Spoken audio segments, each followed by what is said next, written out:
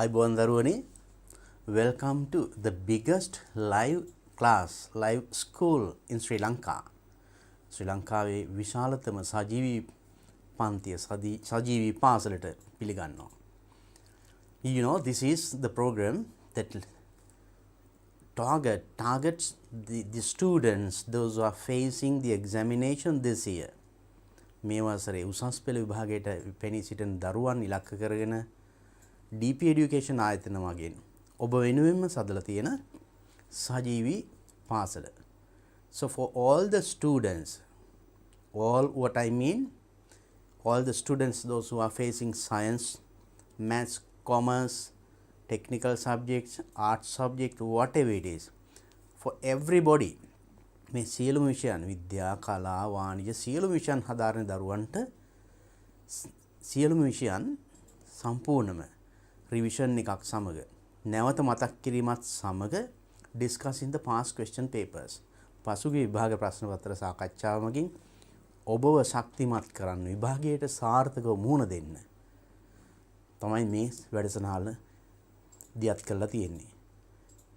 විශේෂයෙන්ම ධම්මික පෙරේරා මහත්මයාගේ උපදෙස් මත දුෂ්‍යන්ත මහබදුගේ මහත්මයාගේ අපූර්ණ අධීක්ෂණයෙන් මේක කරගෙන යන්නේ. So what should you do to join this? මේකට එකතු වෙන්න මොකද්ද කරන්න ඕනේ? Just have a look at the screen. බලන්න 2022 අපොස උසස් පෙළ සජීවී පුනරීක්ෂණ පාඩම් මාලාව, right? DP education mobile app එක නොමිලේ download කරන්න. What should you do? Just download the DP education mobile app. Simple thing. ඔබ දන්නවා ඒ වගේ යම් කිසි app එකක් download කරගන්න විදිය නේද? මේ DP education mobile app එක download කරගත්තා නම් you can easily join. හරි පහසුයි මේකට සම්බන්ධ වෙන්න. So there, what do you get? You get these things. සම්පූර්ණයෙන්ම නොමිලේ සියලුම පාඩම් මාලා. All the subjects free of charge. Where do you get such a thing? මේ වගේ දෙයක් වෙන කොහෙද ලැබෙන්නේ? ලංකාවේ, ඔබ ලංකාවේ කොයි කෙරවලක හිටියත්, maybe you are in north, east, west, anywhere, කොහේ හිටියත්, even if you are out of the country, you can join this. මේ හා සම්බන්ධ වෙන්න පුළුවන්.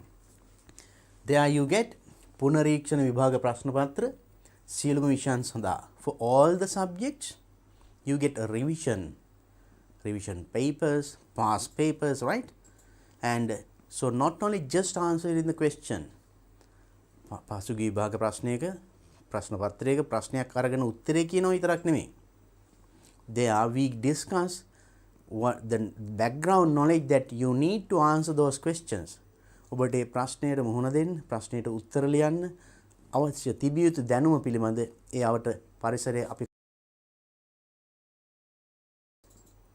right, very important.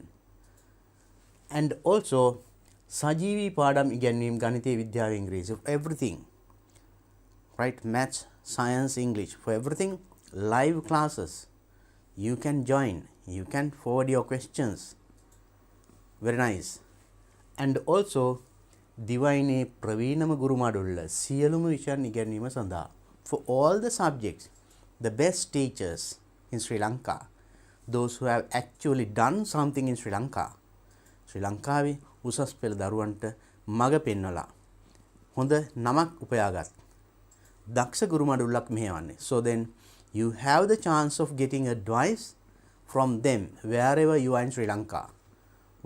ලංකාවේ අගනගරයේ නොවුනත් පිට පළාතක හිටියත් ඒ දක්ෂ ගුරුවරුන්ගේ ගුරුහරුකම් ලබා ගන්න, උපදෙස් ලබා ගන්න ඔබ වාසනාවන්තයි. DP education ආයතනයේ ස්තුතිවන්ත වෙන්න නේද? So then I know that you are attending classes, tuition classes, and getting knowledge from your school. පාසලෙන් දැනුම ලබා ගන්නවා, වෙනත් බාහිර මාර්ග වලින් ලබා ගන්නවා. But don't depend only on one source. එක මාර්ගයකින් විතර දැනුම ලබාගෙන යන්නේ, that is not enough. Try to explore knowledge. දැනුම explore කරන්න, ගවේෂණය කරන්න, විවිධ මාර්ග ඔස්සේ ලබා ගන්න බලන්න. So this is the best one that you can get other than the thing that you get from your school or from your tuition class. ඔබේ පාසලෙන් පන්තියෙන් ලබා ගන්නවට අමතරව වෙනත් මාර්ගයකින් දැනුම හොයා යනවා නම් මෙන්න හොඳම අවස්ථාව. Right, now you got the message. Please take this message to your friend. ඔබේ මිතුරට මේ පණිවිඩය ගෙන යන්න. It's a very good meritorious deed. Meritorious deed පුණ්‍ය කටයුත්තක්. ඔබ ඒ වගේ දැනුම ලබා ගන්න මාර්ගයක් තව ළමයෙකුට තව දරුවෙකුට පෙන්නනවා නම් ඒ ළමයාගේ ඒ දරුවගේ අනාගතය නැත්තම් ඇස්පාදනවා. What a big thing is it? ඒක මොනතරම් විශාල දෙයක්ද? So don't forget, please take this message to at least to few of your friends. ඔබේ මිතුරන් කීප දෙනෙකුටවත් මේක ලබා දෙන්න. Get together and join this. එකතු වෙලා මේ හා සම්බන්ධ වෙන්න. So how would you join this? එහෙනම් ඔබ හදාරන විෂයට කොයි වෙලේද මේක තියෙන්නේ? අන්න ඒක අපි බලමු දැන්. මේ බලන්න ටයිම් ටේබල් එක. All 7 days of the week. සතියේ දින 7ෙම බලන්න සඳුදා පටන් ගත්තම් ඉරිදා දක්වා. Every day, one day, 3 subjects. දවසකට විෂයන් 3 ගානේ. පොඩි නෑ නේද? We start the day at 7 o'clock in the morning. උදේ 7ට පටන් ගන්න 7 ඉඳන් 10 වෙනකන් එක විෂයක්. නැවත 10:30 1:30 තවත් විෂයක්. 2 ඉඳන් 5 වෙනකන් තවත් විෂයක්. So now Monday you have 7 to 10 සංයුක්ත ගණිතය. Tuesday then 10:30 to 1:30 තර්ක ශාස්ත්‍රය. දැන් බලන්න එකම විෂයන් දැන් ගණිතය හදාරන විෂයන් හදාරන දරුවෙකුට ඒ අදාළ විෂයන් එකම දවසේ නෑ. ඒකත් අපි වෙනස් කරලා දාලා තියෙන්නේ. එතකොට එක දරුවෙකුට එක දවසකට පැය 3ක කාලයක් වගේ වෙන් කරගන්න තියෙන්නේ. මුළු දවසම අවශ්‍යත් නෑ. ඊළඟ විෂයට තවත් දිනයක සම්බන්ධ වෙන්න වෙන්නේ. ඉතින් පහසුවෙන්ම ඔබට ඔබ හදාරන විෂයන් තියෙන දිනයන් ලකුණු කරගත්තා නම් ඒ වෙලාව වෙන් කරගන්න. right, මේක තවත් වටිනා වැඩක්. so මේකෙන් සටහන් කරගන්න තමන් හදාරන විෂයන්. what are the subjects that you follow, you study, you offer for your examination? Just note it down now.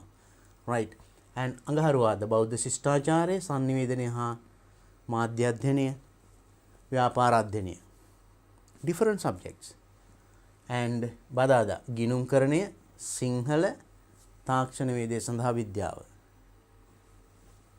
බ්‍රහස්පතින්දා ඉතිහාසය, කෘෂි කර්ම විද්‍යාව, ජෛව පද්ධති, තාක්ෂණ වේදය.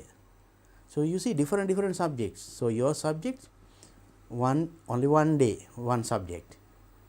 For the other subject another day. sorry.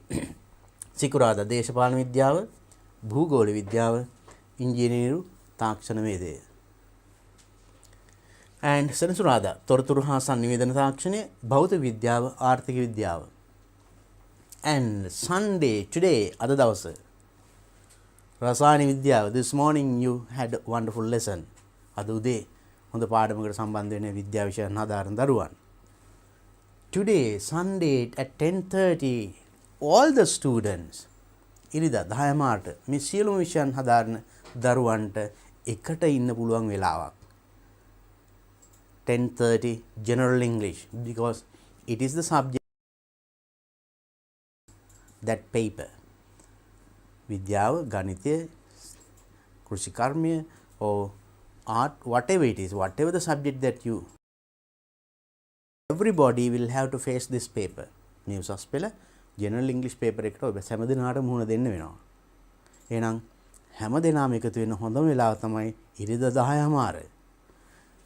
and this evening you have another subject, ජීව විද්‍යාව. right, so these are the way, this is the timetable.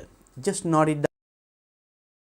Just note down the time of your friends subjects. ඔබේ මිතුරා ඉගෙන ගන්න විෂයන් තියෙන වෙලාවලු සටහන් කරගන්න. or else get a screenshot and share it with your friends. යාළුවොත් එක්ක බෙදා හදා ගන්න. and get together all, සියලුම දෙනා එකතු වෙන්න. join us, අපි සමග එකතු වෙන්න. එහෙනම් අපි එකට ගමන යමු. අපි මඟ පෙන්වන්නම් ඔබට සාර්ථකව විභාගයට මුහුණ දෙන්න. හොඳයි. with that now let's start discussing something about general English paper. general English I told you that you all will have to face. I know that you all are working hard for your main 3 subjects. ප්‍රධාන විෂයන් තුනට හැම දෙනාම මහන්සි වෙනවා. You will get definitely a good result. හොඳ ප්‍රතිඵලයක් ලැබෙනවා. ඒ තමයි මම විශ්වාස කරන්නේ. Right? And with that, when you get that certificate, උසස් පෙළ ප්‍රතිඵල සහතිකයට ඒකම තවත් විෂයක් තියෙනවා general English කියලා. මේ විෂයටත් අපිට ඒකක් තියාගන්න පුළුවන් නම් ඒ ප්‍රතිඵල සහතිකයට වටිනාකමක් එකතු කරගන්න පුළුවන්. So you can add a value to your certificates. Not only that, in future, so when you face an interview, when you go for certain jobs, they look for this. ඒගොල්ලෝ අහනවා උසස් පෙළ මොකක්ද general English විෂයට තියෙන්නේ Aද Bද Cද කියලා. Right? So it is also very important. Not only that, just keep in touch with this. Make a product touch again. And so that you will not forget the language that you gain up to O level. O level දක්වා අපි ලබාගත් දැනුම අමතක වෙන්න දෙන්න එපා. පොඩ්ඩක් touch එකේ ඉන්න. Because you definitely need this one when you enter the university. විශ්වවිද්‍යාලයට නැත්නම් වෙනත් උසස් අධ්‍යාපන ආයතනයකට එකත් ගියාම without English there is nothing. එතනින් එහාට යන්න අමාරුයි. Right? එහෙනම් you know the importance of it, and there are very good points. I just noted it. Right? So then now let's see the question papers. You can remember at the beginning I told you the layout of the paper. උසස් පෙළ general English paper එක කොහොමද සැදී තියෙන්නේ කියලා මම මතක් කරා. පොඩ්ඩක් මතක් කරනවා නම් you know there are 2 papers. papers දෙකක් තියෙනවා, paper 1 paper 2 කියලා. ඒකේ හැම එකේම paper 1 එකේ කොටස් 4ක් A B C D කියලා තියෙනවා නේද? And even the second paper. So in that first section, paper 1 part A. Part A කොටසින් අපි ටෙස්ට් කරන්නේ grammar and vocabulary. That means you know the first question අපි අවුරුදු 5ක 6ක past papers කරා questions නේද? They are the first question always based on preposition. On, in, at ඒ වගේ prepositions කොහොමද use කරන්නේ කියන හිස්තැන් පුරවන්න ඡේදයක් දෙනවා. බොහොම සරලයි. Right? We discussed several things and I did a big lesson on preposition. Preposition ගැන විතරක් මම වෙනම වීඩියෝ එකකුත් කරා නේද? And also next, grammar. Testing your knowledge about tenses and using the correct form of the verb and conjunctions and articles, pronouns. මෙන්න මේ වගේ ඒවා හිස්තැන් පුරවන්න තිබුණේ නේද? හරිම ලේසි. කල්පනාවෙන් කියවුවොත් ඒක කරන විදිය කරන ක්‍රමය මම ඒ සියල්ල කරා පෞගේ පාඩම් වල නේද? ඒ වීඩියෝස් තියෙනවා ඔබට බලන්න පුළුවන්. And there you noted ඔබ පැහැදිලිව දැක්කා when we were discussing those questions, certain things, maybe exactly the certain sentences or paragraphs, සමහර දේවල් directly taken from your A-level general English textbook. සමහර දේ කෙලින්ම උසස් පෙළ general English textbook එකෙන්ම අරන් තියෙනවා. That means it's better that you follow your A-level general English textbook. උසස් පෙළ general English textbook එක කරන්න. ඒ සියලුම activities කරන්න. පොත සම්පූර්ණව කියවන්න. කියලා ඒ activities කරන්න. Maybe that you don't do in your school. සමහර school කරන්න නැතුව වෙන්න පුළුවන්. But you can do it alone now.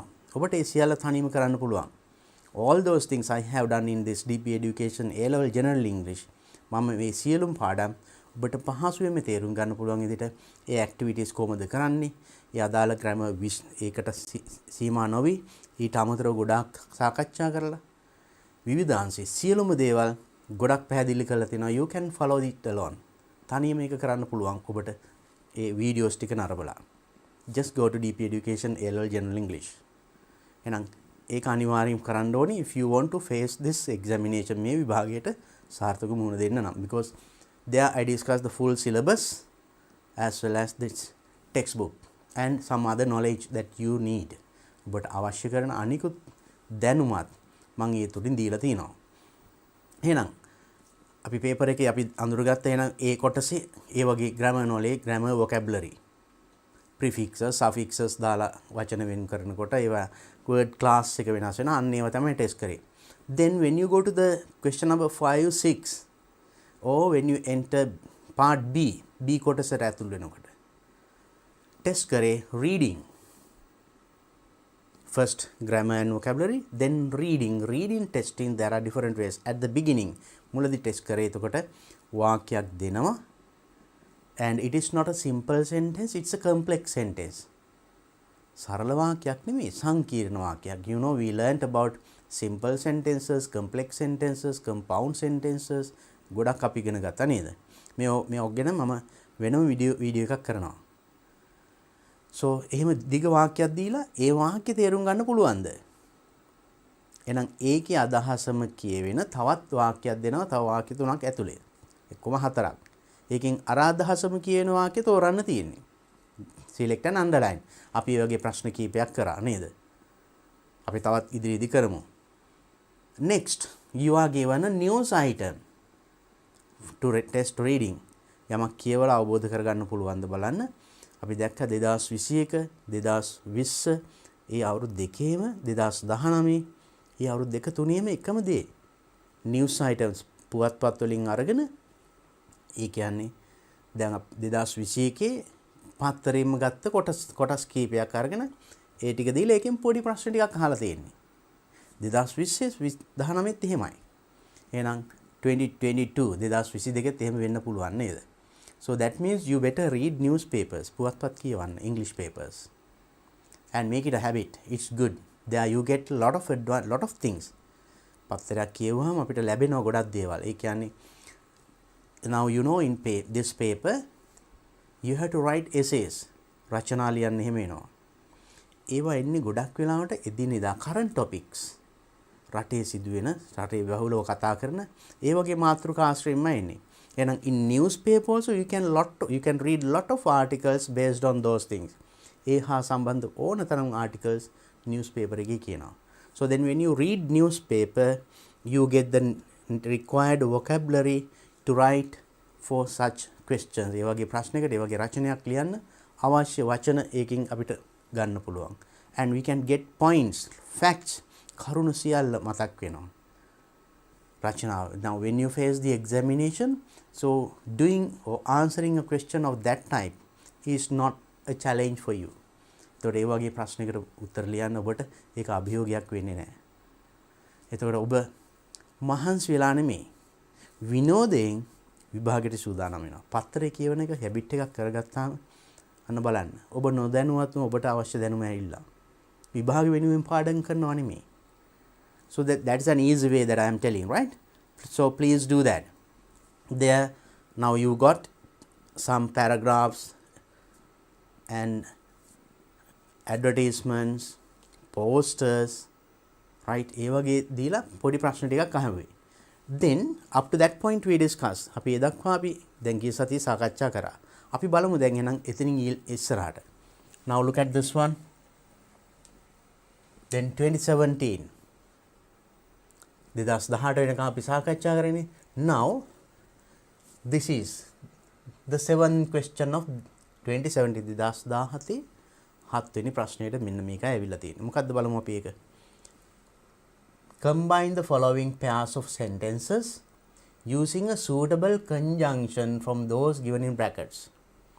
So given in brackets වරහන් ASCII දීලා තියෙනවා conjunctions ටිකක්. So combine means join following pairs of sentences දෙකක් දීලා තියෙනවා pairs. ඒ දෙක join කරන්නලු using suitable conjunctions. මේ වරහන් ASCII දීලා තියෙන conjunctions භාවිතා කළා. So just have a look at the first one. You get up early. ඔබ වේලාසනින් අවදි වෙනවා. You will not be able to catch the train. You will not be able to catch the train. ඔබට train එක අල්ලගන්න බැරි වෙයි. අපි මේ දෙක join කරන්න ඕනේ if, unless, so that. මේ තුنين වඩාත්ම ගැළපෙන තෝරලා මේ වාක්‍ය දෙක join කරන්න. මොකද්ද if use කරන්නේ? You know if conditionals. I have discussed that with A-level General English book. A-level General English book එක කරනකොට මම මේ if conditionals, conditional clauses වර්ග තුනම මම විස්තරාත්මකව සාකච්ඡා කරලා තියෙනවා. Just go to that video and watch it, right? So if කිව්වොත් අපි use කරන්නේ now example like that. If you give me your pen, I will give you my pencil. වාගේ පෑන දුන්නොත් මම මේ පැන්සල දෙන්නම්. දුන්නොත් condition. ඒ වගේ අපිට ඒ වගේ එකකින් කියන්න පුළුවන්ද මේක? Get up early, you will not be able to catch the train. Can't, no. ඒක ගැලපෙන්නේ නැහැ වගේ. So that, unless and so that ඒ දෙකෙන් පුළුවන් ද බලමු අපි. You get up early. Unless කියන්නේ නැත්නම්. එහෙනම් you get up early. ඔබ වේලාසෙන් නැගිටින්නේ නැත්නම් you will not be able to catch the train. ඔයාට ට්‍රේන් එක අල්ලන්න බැරි වෙනවා. ඒක ගැලපෙනවා නේද? So that කියන්න පුළුවන්ද? ඒකත් බලමු අපි. So that කියන්නේ ඒ නිසා එහෙම වුණොත් කියන එක. If you get up early, වා වේලාසෙන් නැගිට්ටොත් you will not be able to catch the train. Train එක අල්ල ගන්න බැරි වෙයි. ඒක කියන්න බෑ නේද? එහෙනම් ඔබට පැහැදිලි ACM කියනවා unless තමයි වඩාත් ගැලපෙන්නේ. Now let's see how to use this to join these two sentences. බලන්න. Unless you get up early, you will not be able to catch the train. Right? Now let's write.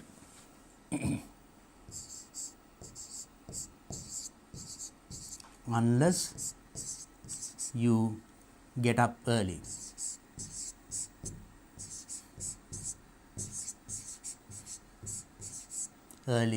You will not be able to catch the train.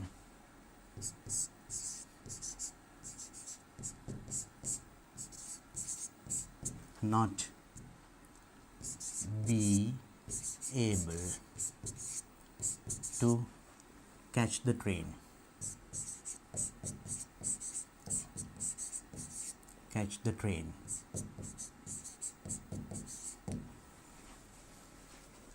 Unless you get up early, ඔබ වෙලාසින් නැගිට්ටේ නැත්නම් you will not be able to catch the train. ඔබට train එක අල්ල ගන්න බැරි වෙනවා. So we can write this in this way also. අපිට මේක මේ විදිහට ලියන්න පුළුවන්. You will not be able to catch the train unless you get up early. එතකොට unless you get up early මෙන්න මේ කොටද අපිට අගට ගෙනියලා එහෙම ලියන්න පුළුවන්. either way ක්‍රම දෙකම හරි. You can write කොහොම ලිව්වත් ඔබට ලකුණු ලැබෙනවා. right? Anyway, now what you have to do is select the correct conjunction. ගැලපෙන මේ වචනේ තෝරගන්න එක තමයි වැදගත්. And the other thing is දැන් unless එක මේ වාක්‍යයට දැම්මොත් නම් වැරදි. Unless you will not be able to catch the train කිව්වොත් නම් වැරදි. You will not be able to catch a train ඊට පස්සේ unless you get up early. That's okay. And you should know where you have to use that word. ඒ වචනේ අපි කොතනද භාවිතා කරන්නේ ඒකත් දැනගන්න ඕනේ. Look at the next one. We can start the function. The chief guest arrives. We can start the function. අපිට function එක පටන් ගන්න පුළුවන්. The chief guest arrives. ප්‍රධාන අමුත්තා පැමිණීම. එහෙනම් මොකද්ද භාවිතා කරන්න තියෙන්නේ? as long as, because, as soon as. As long as means now as long as you trust me. ඔබ මාව විශ්වාස කරන තාක් කාල. අන්න ඒ වගේ අදහසනේ. එතකොට මේක ජොයින් කරන්න පුළුවන් දේ වගේ වචනකින් බලන්න. Now there is a song also, no? As long as you love me කියලා song එකකුත් තියෙන නේද? Then because මක් නිසාද මේක කියන්න පුළුවන්ද? You can start the function because the chief guest arrives. ඒක එච්චරම as soon as කියන්නේ වහාම ප්‍රධාන අමුත්තා පැමිණි වහාම function එක පටන් ගන්න පුළුවන්. That is very clear. That's meaningful නේද? බලන්න අපි ඒක යෙදුවාම ඒක නිවැරදි පැහැදිලි හොඳ තේරුමක් එනවද කියලා බලන්න. That is the most important thing that you have to think of, right? Now you understood that as long as, or not as long as, not because, the best one is as soon as. Now let's join these two sentences using as soon as. We can start the function as soon as the chief guest arrives. We can write like that. Let's write. We can start the function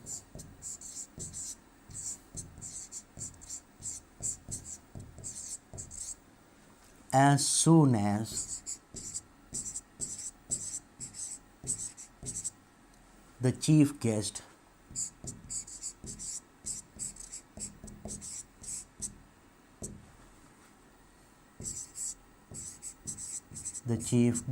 arrives.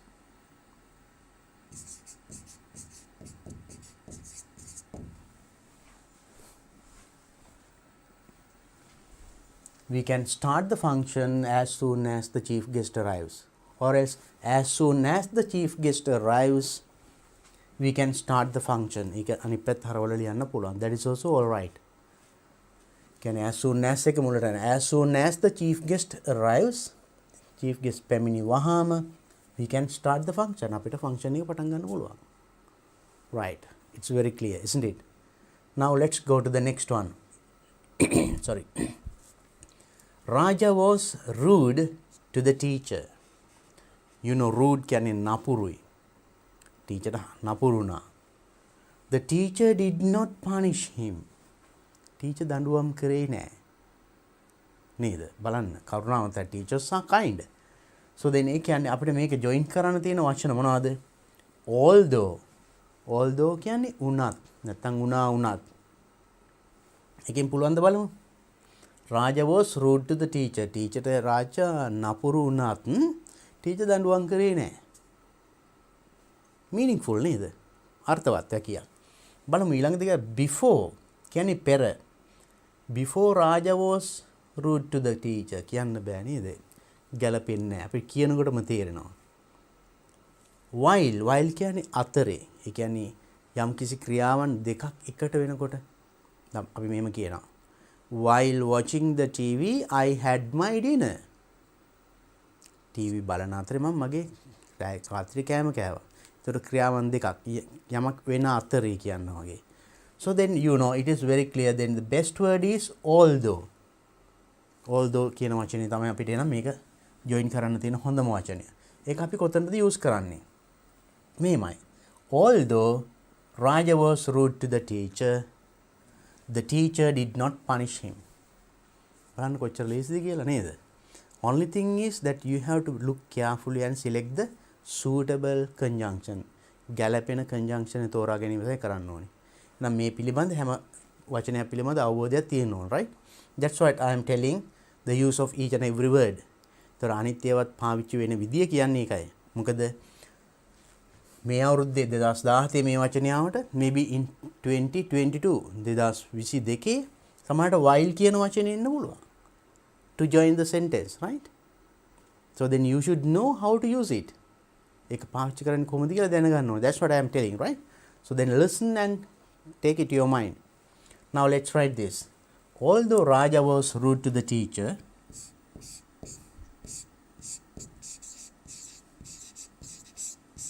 although Raja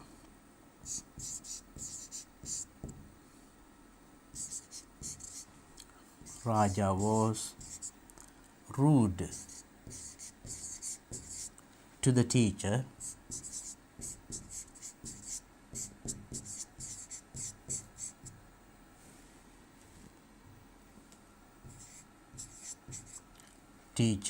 the teacher did not punish him.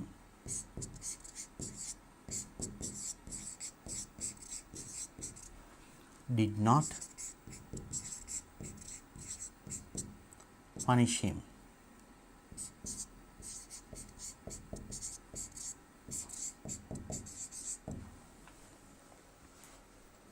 Or else you can say the teacher did not punish him although Raja was rude. But now teacher did not punish him කියන කැලේ එතකොට first එකට ආවට එතකොට him කියන pronoun එකක් කිව්වට එච්චර වඩා සුදුසු නැහැ. මෙහෙම කිව්වොත් ගොඩක් හොඳයි. Although Raja was rude to the teacher did not punish him. එතකොට him කියන්නේ කවුද? Raja. කලින් සඳහන් වෙලා ඊට පස්සේ pronoun එකක් use කරාට කමක් නැහැ. That is the way of using pronouns. Otherwise you can't start a sentence with a pronoun. ඒක එතකොට not clear. Right. Next one. Tomorrow is a holiday. හෙට නිවාඩු දිනයක්. We are going on a trip to Sigiriya. අපි සීගිරියට trip එකක් යනවා. join කරන්න තියෙන වචන මොනවද? when, after, since. So when use කරන්නේ joining, you use it as a relative pronoun.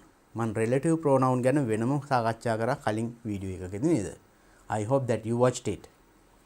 Now we can use when, විට, කොට අන්නේ වගේ අදහසන්නේ.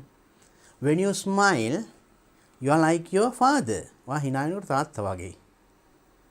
When hina වෙනකොට hina වෙන විට ඒ වගේ අදහසක් එන්න. You use when. Right, when you finish this, you just give me a call. මේක ඉවරනම් මට call එකක් දෙන්න.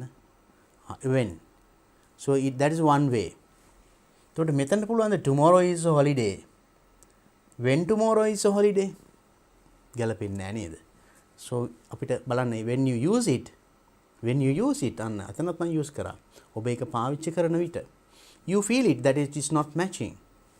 Second one, after, පසුව. After you finished your work, you can go home. පස්සේ. එතකොට tomorrow is a holiday. After tomorrow is a holiday. ඒකත් ගැලපෙන්නේ නැහැ නේද? අපි නිකන් කියනකොටම තේරෙනවා. Since කියන්නේ නිසා. හෙට නිවාඩු දිනයක් නිසා අපි සීගිරිය යනවා. That is very clear, no? Perfect. පැහැදිලි.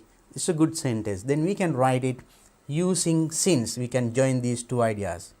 Since tomorrow is a holiday, we are going on a trip to Sigiriya.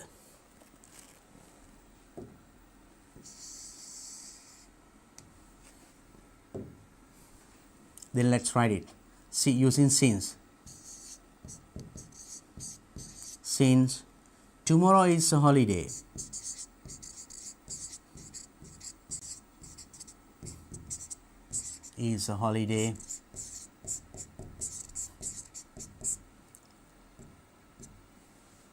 we are going on a trip to Sigiriya.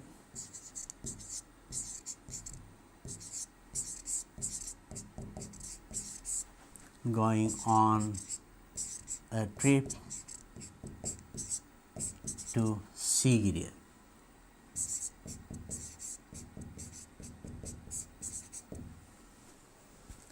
So since tomorrow is a holiday, we are going on a trip to Sigiriya. Or else we are going on a trip to Sigiriya since tomorrow is a holiday. That is also all right.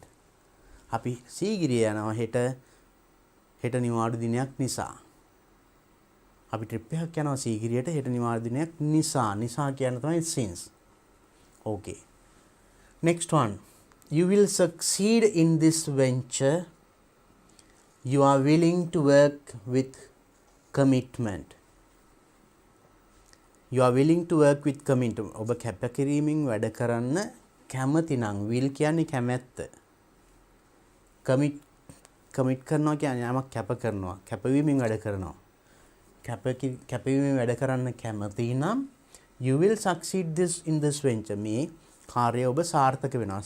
Succeed සාර්ථක වෙනවා. What are the words that we have to use? Before, පෙර. Before යමක් කිරීමට පෙර. එතන ඔබ සාර්ථක වීමට පෙර මේකට කැමැත්තෙන් ඒක ගැලපෙන්නේ නැහැ වගේ නේද? Provided මෙහෙම වුණොත් කියන අදහස් තමයි එකකින් කියන්නේ. Unless කියන්නේ නැත්නම්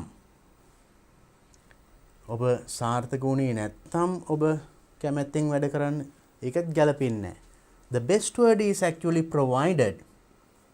You will succeed in this venture provided you are willing to work with commitment. ඔබ කැපවීමෙන් වැඩ කරන්න කැමති නම් එහෙම වුණොත් you will succeed මේ වැඩින් ඔබ සාර්ථක වෙනවා. අන්න බලන්න provided use කරන විදිය. Right, that's also a good word to join two ideas, two sentences. Then we can use the word provided. මෙන්න මේකට කලින් මෙන්න මෙහෙම වුණොත් කියන එක තමයි මෙන්න මේ sentence එකට කලින් තමයි use කරන්නේ. Provided you are willing to work with commitment, you will succeed in this venture. එහෙම නැත්නම් You will succeed in this venture provided you are willing to work with commitment. එතකොට provided දෙන්නේ මෙන්න මේ වාක්‍යයට කලින්. හරි අපි ලියමු. You will succeed in this venture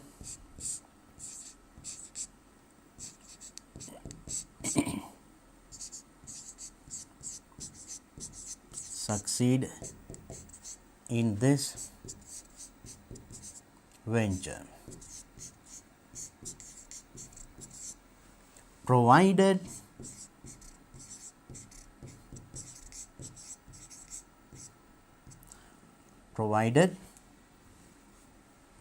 you are willing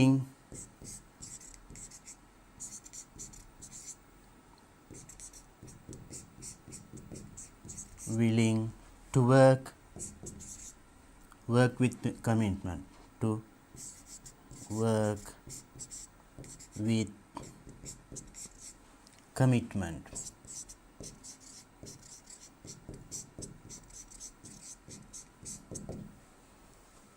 Then sentence is, you will succeed in this venture provided you are willing to work with commitment. Or you can say, provided you are willing to work with commitment, you will succeed in this venture. Now we wrote 5 sentences. That's another question. Earlier අපි කලින් paper එකකත් මේ වගේ ප්‍රශ්න කීපයක් සාකච්ඡා කරා. එහෙනම් මේ වගේ ප්‍රශ්නත් එන්න පුළුවන් question number 5 6 7 වගේ. Right? Small, that is actually the knowledge of complex sentences. අපි complex sentence එකක් ලියා ගන්න නැත්නම් කියවල තේරුම් ගන්න පුළුවන්ද? අන්න ඒක තමයි මේ හරියට ටෙස්ට් කරන්නේ. සමහර අවස්ථාවල මේ වගේ complex sentence එකක් දීලා ඒ අර්ථය එන තව වාක්‍ය හතරක් දෙනවා. ඒ හතරින් එකකින් කියනවා ඒ සමාන අර්ථයක්. You have to select that sentence. එහෙමත් වෙනවා සමහර අවුරුදු වල මේ විදිහටත් එනවා. වාක්‍ය දෙක දීලා you have to join using the suitable conjunction. So then they are the knowledge about conjunction. මේ වගේ conjunctions පාවිච්චි කරලා complex sentences, compound sentences ලියන්න පුළුවන්ද කියලා බලන්නේ. So then now you know the things that you must know before going to the exam. එන විභාගයට යන්න කලින් අපි නම් දැනගත යුතු දේවල් දැන් මම කියලා හමාරයි මේ වෙනකොට. part A part B කොටසින් මොනවද ටෙස්ට් කරන්නේ? ඒකට උත්තර දෙන්න නම් මොනවද අපි දැනගන්න ඕනේ? මේ ටික තමයි ඔබට අවශ්‍ය. If you know this, මේ ටික දන්නවා නම් you can answer the paper very well. Right? හොඳයි. අපි බලමු එහෙනම් ඊළඟ ප්‍රශ්නෙට ගිහිල්ලා. Their comprehension, that is 2016 2016 part B එක comprehension මම කිව්වේ reading test කියවලා අවබෝධ කරගන්න එක. part B comprehension, there you get 20 marks. Read the following notice and do the activity that follows. මේ notice එක කියවලා ඊළඟට තියෙන activities ටික කරන්නලු. You know, in 2021 2022 2019 2019 A papers වල ආවේ news item එකක්. news item පත්තරෙන් ගත්ත කොටසක්. එහෙනම් මේකත් ඒ වගේම තමයි. බලන්න. following notice එකක්. කියවලා තේරුම් අරගෙන ප්‍රශ්න ටිකට උත්තර දෙන්න.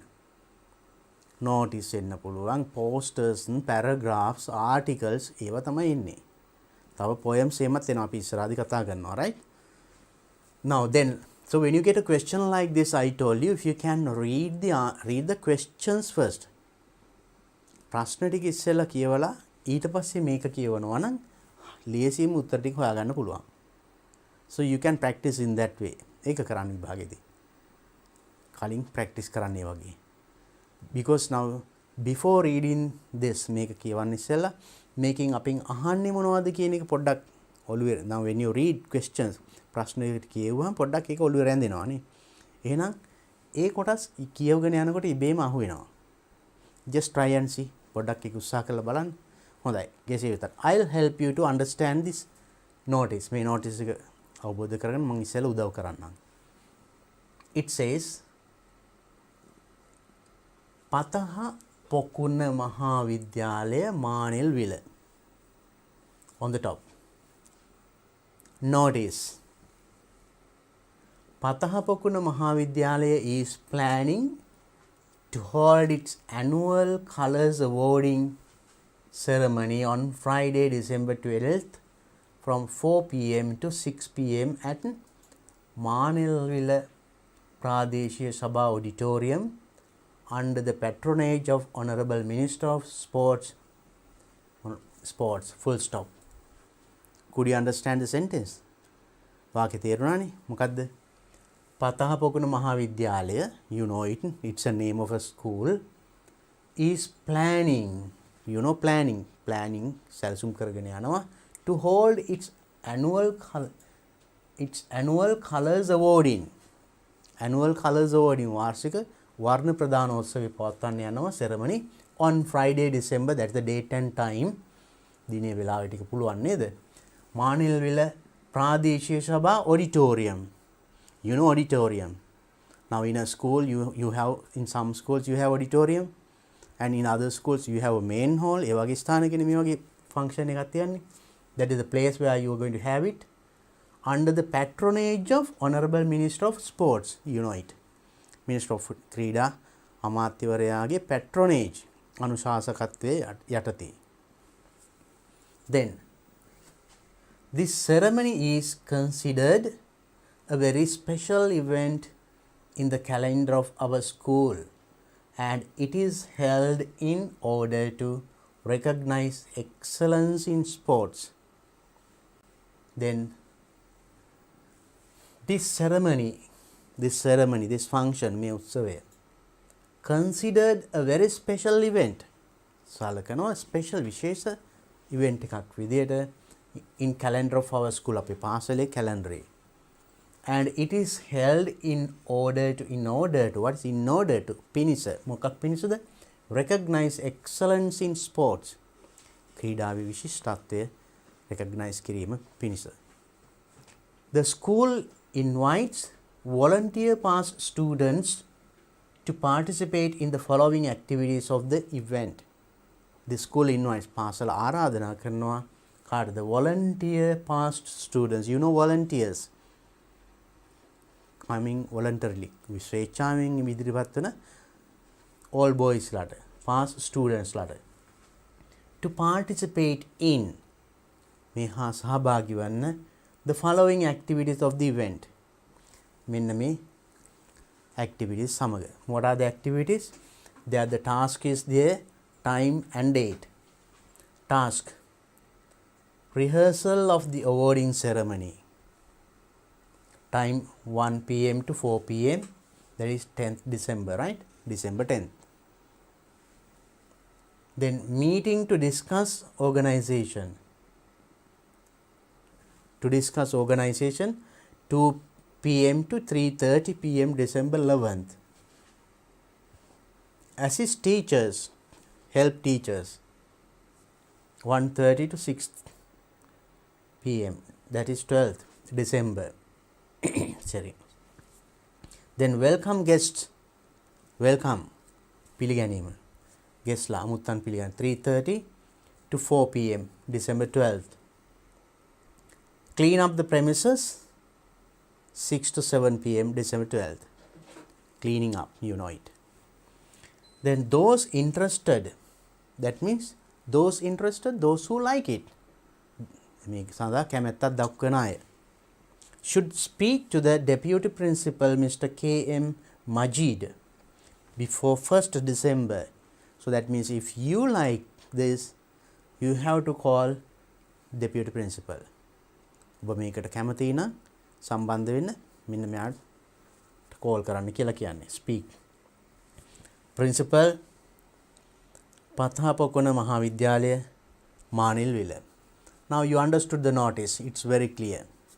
පැහැදිලි. Now let's see the questions based on it. අපි මොනවද අහලා තියෙන්නේ බලමු. Underline the most appropriate response. Very easy බලන්න. There is a question එකක් කාලේ එකකින් වඩාත්ම ගැලපෙන response එක යටින් you have to underline. Let's see. First one. At what time will the awarding ceremony begin? At what time? කීයටද? Will the awarding ceremony award කරනවා ප්‍රදාන කිරීමේ ceremony එක begin, start. Begin කියන්නේ start. පටන් ගන්න කීයටද? Now look at this. කීයටද පටන් ගන්නෙ? Rehearsal, awarding ceremony 1 p.m. to 4 p.m. right, December 10th. Meeting, assistant, clean. කීයටද එතකොට? Welcome guest, welcoming guest, guest ලා පිළිගැනීම 3:30 p.m. 4 p.m. 3:30 to 4. එතකොට පටන් ගන්න කොයි වෙලේද? Right. So this is rehearsal of the awarding ceremony. ඒක 10th තියෙන්නේ.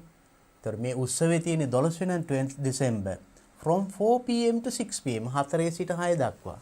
ඒතර begin කියන්නේ පටන් ගන්න කීයටද එහෙනම් 4ට. ඒතර මේ rehearsal. So then what time in this? 1:30 p.m., 3:30 p.m., 4 p.m., 4:30 p.m. Very easy, lazy නේද? උත්තරේ මෙතනම තියෙනවා. 4 p.m. හවස 4ට. Next one. Who will respond to this notice? Who will respond to this notice? මේ notice එකට respond. ප්‍රතිචාර දක්වන්නේ කවුද? Any student interested? කැමති ඕනම student කෙනෙක්? Any volunteer past students? volunteer මං කියවා ස්වේච්ඡාවෙන් ඉදිරිපත් වෙන past student කෙනෙක්? Any past and present students? past and present students අති පසුගිය ඉස්සෙල්ලා out වෙච්ච අය හෝ present දැන් ඉන්න අය දෙගොල්ලම. those interested in sports, sports වලට කැමති අය. අපිට පැහැදිලි හිතන නේද? any student නෙමෙයි. කැමති ඕනම කෙනෙකුට කියලා කිව්වේ නෑ. කැමති ස්වේච්ඡාවෙන් ඉදිරිපත් වෙන කියලා කිව්වේ නේද? volunteer කැලලක් තිබුණා. අන්න ඒක තියෙන එහෙනම් මේක විතරයි නේද? මේකේ any past and present ගැන කිව්වේ නෑ නේ. present students ලා කොහොමත් ඉස්කෝලේ ඉන්නවනේ. those interested in sports, sports වලට කැමති අයට කියලා කිව්වේ නෑ. ඒතර with the word that volunteer කියන වචනේ අපිට ලේසියෙන් අල්ල ගන්න පුළුවන් උත්තරේ this one, any volunteer past students. බලන්න හරි ලේසියි නේද? කල්පනාවෙන් කිව්වොත් it is not difficult to catch the answer. Next one. The respondents to this notice are expected to help in the rehearsal of the awarding ceremony on a. The respondents to this notice, මේ notice එකට respond කරන අය, ප්‍රතිචාර දක්වන අය are expected to help in the rehearsal. ඒගොල්ලෝ rehearsal එකක් කිරීමට, පෙර පුහුණුවක් කිරීමට මේ awarding ceremony ගැන කවද්ද? දිනය Tuesday, Wednesday, Thursday, Friday. කවද්ද තියෙන්නේ rehearsal එක? Now it was there.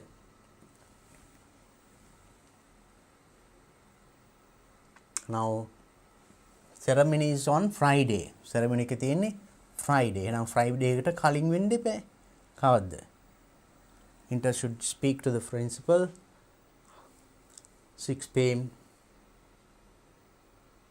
right, and rehearsal of the awarding ceremony 10th December. එතකොට 12th කියන්නේ Friday නා, 10th කියන්නේ 10, 11, 12. ඒතර දවස් දෙකකට කලින් 12 Friday, then 11 Thursday, 10 Wednesday. එහෙනම් මෙතනින් අපිට උත්තරේ හොයාගන්න පුළුවන්.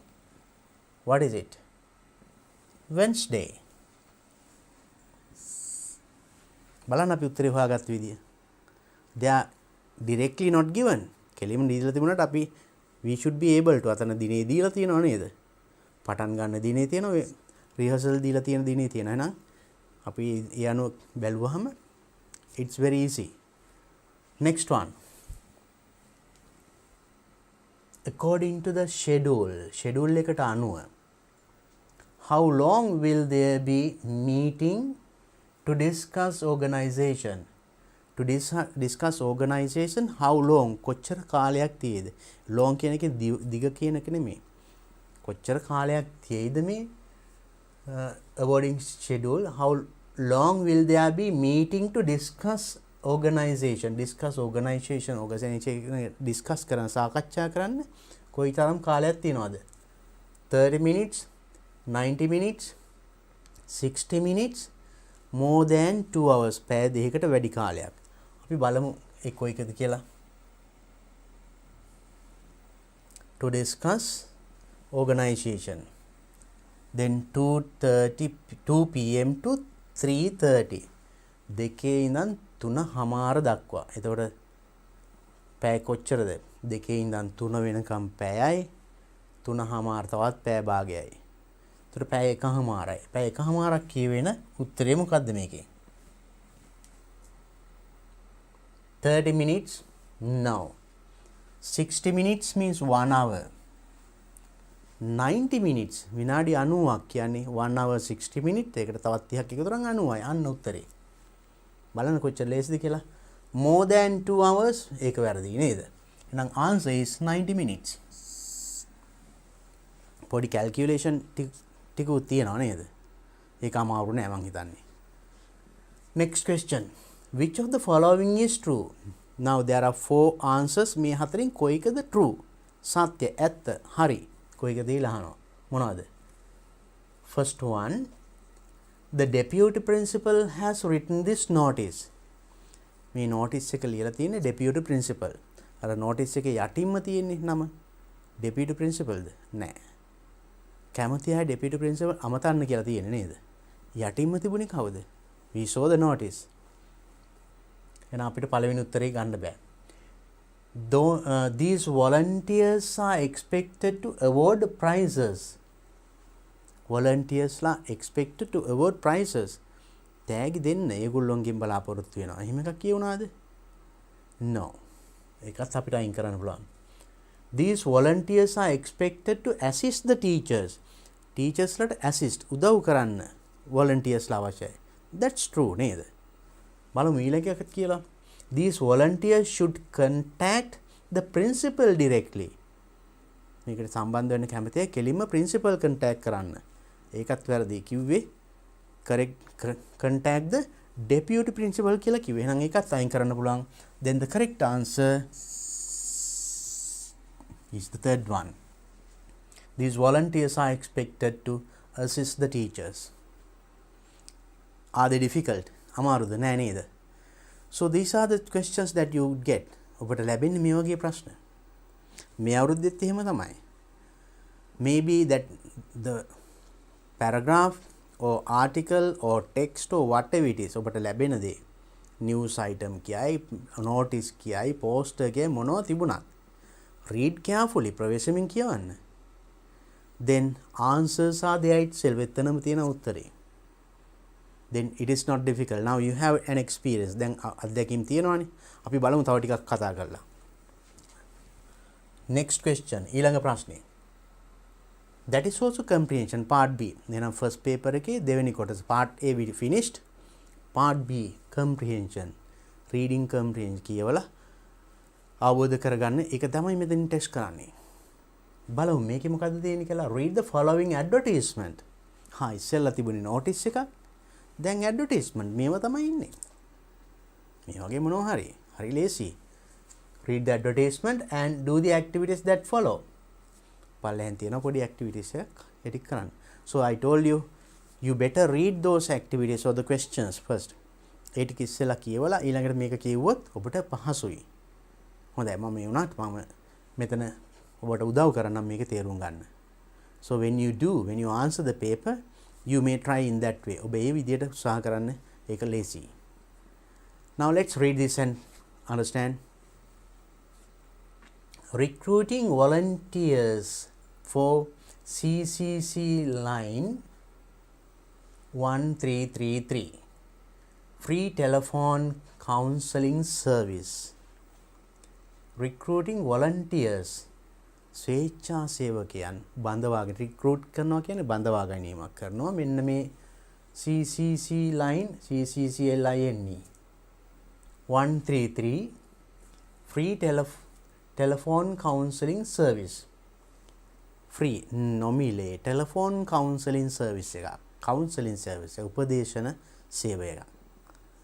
You know counseling, there are certain counseling units in schools also. පාසල් වල තියෙනව නේද? උපදේශන ශිෂ්‍ය උපදේශනේ නේද? උපදේශන ඒකකේ counseling. Then CCC line is a toll-free telephone counseling service. CCC line කියන්නේ toll-free telephone counseling service. Telephone counseling service එකක්ලු free of charge. අය කිරීමකින් තොර. Providing emotional support to anyone who is facing difficulty and would like to speak to a professional for support. So මේකෙන් මොනවද කරන්නේ? Providing emotional support. Emotional. Now you know emotions, our feelings. Now you see support කරන්නේ කාටද? Anyone who is facing difficulty. යම් කිසි අපහසුතාවයන්ට ජීවිතයේ මුහුණ දුන්න. එහෙම අයනේ ගොඩක් සමහර විට when certain problems come, සමහර ප්‍රශ්න ආවන් සමහරු මානසිකව වැටෙනවා. Sometimes they go out of order නේද? පොඩ්ඩක් mad පිස්සු වැටෙනවා වගේ නේද? සමහර එදිනෙදා ජීවිතේ වැඩ කටයුතු ඒ විදිහට කරගන්න බැරි වෙනවා. Keep on thinking about the same thing. ඒ දෙයම හිත they behave in a different manner without their knowledge. ඒගොල්ලන්ගේ වමනාවෙන් නෙමෙයි. Because of the problems that they face. It can be personal or it can be something came from the outside. Family problems, it may be society. So different thing. ඒ වගේමයි. So emotionally you become little upset. අන්නේ අයට now counseling service වලින් කරන්නේ they talk with them in deep, ගැඹුරින් very close, සමීපව කතා කරලා settle the matter. හිත හදනවා, මනස හදනවා, ප්‍රකෘති තත්වයට පත් කරනවා ඒ පුද්ගලයා. So that is counseling. එතකොට එහෙම අයට now who is facing difficulty අන්න එහෙම අයට උදව් කරනවලු would like to speak to a professional for support. ඒ වගේ අයට උදව් කරන්න professionals වෘත්තිකයන් ඉන්නවා. Their profession is to support, help such people. So you know when we have problems we can't tell those things to everybody. හැමෝටම කියන්න බෑනේ. So as students, as people, everybody, there are certain people, they face certain problems, but they can't tell those things to everybody. අපිට තියෙන ප්‍රශ්න හැමෝටම කියන්න බෑ. There are certain professional මේ වගේ වෘත්තිකයන් ඉන්නවා. They keep your ඒකේ රහස්‍යභාවය රැකගෙන ඔබට ඒකින් මිදෙන්න උදව් කරනවා. Counseling service. We are now recruiting volunteers to support our effort. Effort means try. අපේ උත්සාහයට support කරන්න we are now recruiting. අපි බඳවා ගන්නවා දැන් volunteers ලා ස්වේච්ඡාවෙන් මේ හා සම්බන්ධ වෙන කැමති අය. And would like to hear from you if you fulfill the below mentioned criteria. Would like to hear from you. ඔබෙන් අහන්න කැමතියි කියන්නේ එහෙම කෙනෙක් ඉන්නවා නම් අපි හා සම්බන්ධව කියන කැමති if you fulfill below mentioned criteria. මෙන්න මේ criteria එකට ඔබ එකඟ නම් අපි ඔබගෙන් ඔබ සම්බන්ධ කරගන්න කැමතියි. And dedicate some time to help another in need. Dedicate sometimes යම් මොහොතක් කාලයක් dedicate කැප කරන්න මොනවටද? help another in need. උදව්වක් අවශ්‍ය කෙනෙක් වෙනුවෙන් ඔබේ කාලය පොඩ්ඩක් කැප කරන්න පුළුවන් කෙනෙක් නම් ඔබ මෙන්න මේ ක්‍රයිටීරියා එකට ඔබ එකඟ නම් අපිත් හා සම්බන්ධ වෙන්න කියන එකයි කියන්නේ. මොකද්ද ක්‍රයිටීරියා එක? Being a courageous, compassionate and committed individual. Courage, ධෛර්ය සම්පන්න, and compassionate and committed. With the compassion of committed, කැපකිරීම කරලා නවතාවයකින් බලන compassionate and committed individual. පුද්ගලයන් කියන එක individual. And willingness to volunteer on a shift basis between 9 am to 9 pm. Willingness will means කැමැත්ත, willingness කැමැත්ත. To volunteer ස්වේච්ඡාවෙන් ඉදිරිපත් වීමට කැමැත්ත තියෙන්න ඕනි. On shift basis, shift, you know shift, so when you work සමහරට තියෙනවනේ දැන් දවල් shift, දවල් වැඩ කරන අය ඊට පස්සේ රෑ වැඩ කරන අය දවල්ට නෑ වගේ shift එක, night shift එකට යනවා කියන්නේ. ඒ කියන්නේ දවල් නෑ රෑ වැඩ තියෙන්නේ. shift basis කියන්නේ ඒතර එකින් කෙනා මාරු වෙනවා මෙන්න මේ කාලය තුල 9 am to 9 pm. ඒ කාලය තුල යම් පැය ගාණක් ඔබට කැප කරන්න වෙනවා. ඒ ඊට පස්සේ ඔබ ඔබේ කටයුතු කරනවා, ඊළඟට තව කෙනෙක් එනවා. ඒකයි shift basis. 3 shifts per day, 9 am to 1 pm, 1 pm to 5 pm and 5 pm to 9 pm.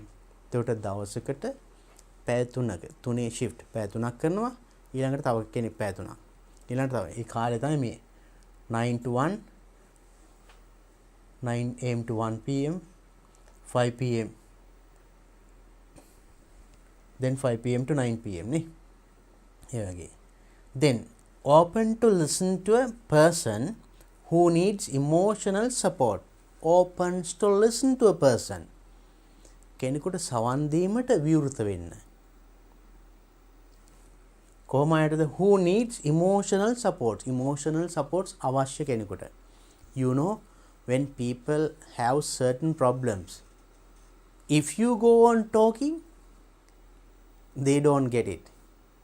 නේද? emotional support එකක් අවශ්‍ය කෙනෙක් ඉස්සරහට අපි ගිහින් ඔය කියවුවොත් මෙහෙම කියලා අපි ප්‍රශ්නේ දැනගන්නේ නැහැ. You should be able to good listener. හොඳ සවන් දෙන්නෙක් විය යුතුයි. That's why they call open to listen to a person who needs emotional support. හොඳ සවන් දෙන්නෙක් වෙන්න ඕනේ. You should be able to listen to them even if they go on talking hours and hours. සමහරට එහෙම තියන අය ඒගොල්ලන්ගේ ප්‍රශ්න කියවනවා එහෙම කීමිනෙත් ඒගොල්ලන්ගේ මානසික සහනයක් ලැබෙනවා. එතකොට ඒක විවරයි, ඔළුවේ නෑ. නැත්තම් ඔළුවේ තියාගෙන විඳවනවා. Listening is also good healing way. ඒක සුවපත් කරන්න හොඳ ක්‍රමයක් ඒකත්. There should be somebody to listen. සමහරුන්ගේ දුක් අඳෝනා ජීවිතේ කියන්න කෙනෙක් නෑ, අහන්න කෙනෙක් නෑනේ. මොකද අහන්න ගිහලා අපිත් එයා එක්ක ඔහේ කියවනවා. So you should be a good listener. ඔන්න තවත් quality ටිකක් මේ වගේ volunteer කෙනෙක් වෙනවා නම්. Next one, residing close to Colombo. Residing, living. අප පදිංචි වෙලා ඉන්න ඕනේ කොළඹ ආසන්නයේ. Next one, ability to communicate both in Sinhala and Tamil would be an added advantage. අමතර advantage එක වාසියක් වෙනවා. ability to communicate sannivedanaya කරන්න පුළුවන් නම් හැකියාවක් තියෙනවා නම් both in Sinhala and Tamil, in these two languages, Sinhala and Tamil. Come and join to volunteer with us. ඇවිල්ලා එකතු වෙන්න volunteer with us, අපිත් එක්ක ස්වේච්ඡාවෙන් වැඩ කරන්න. Then telephone number is given, Monday to Friday 9 am to 5 pm. එහෙනම් මේ number එකට කතා කරනවා නම් මෙන්න මේ කාලය තුල කතා කරන මේ දිනවල Monday to Friday 9 am to 5 pm. Then send your CVs to, there's an email address given. On or before 5th December, on or before 5th, ඒ කියන්නේ 5 වෙනිදා හෝ ඊට පෙර කියන එකයි. On or before 5th September 2015. An initiative of CCC Foundation. CCC Foundation එකේ initiative එකක් start එකක්. Right. Now you understood that advertisement. එහෙනම් මේ advertisement එක මේකත් මේ පත්තරවල පේනවා මේ වගේව නේද? එහෙනම් when you read newspapers, read them also. Advertisements කියවන්න නේද? විවිධ advertisements තියෙනවානේ. ඔක්කොම කියවන්න. Articles හැමදේම කියවන්න. They will help you a lot, right? Now let's see the question. අපි බලමු එහෙනම් මොනවද අහලා තියෙන ප්‍රශ්න මොනවද කියලා. Right. This question number 1. Write short answers to the following question. මේ question වලට short answers කෙටි පිළිතුරු සපයන්න කියන්නේ. මොනවද? What is the purpose of the CCC line 133? මේ සංවිධානයේ purpose එක අරමුණ මොකක්ද? ඒ සංවිධානයේ අරමුණ උඩින්ම දීලා තියෙනවා. බලන්න මේ notice එක. CCC line is to toll-free telephone service providing emotional support. මොකක්ද ඒකේ අරමුණ? Provide emotional support to anyone who is facing difficulty. ඒක තමයි අරමුණ නේද මේක? උඩින්ම තියෙන්නේ.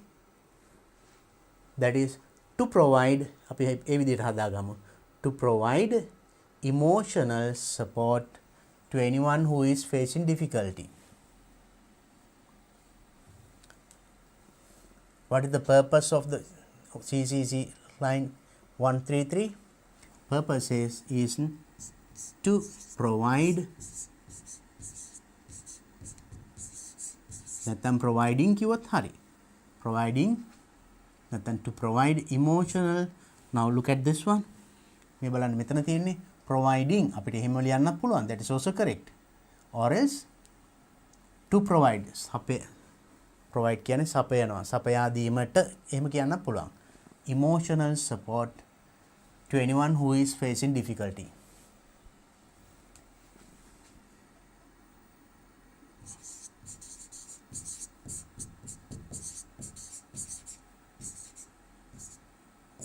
Emotional support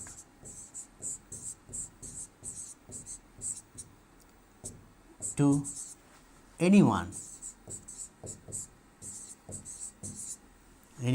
who is facing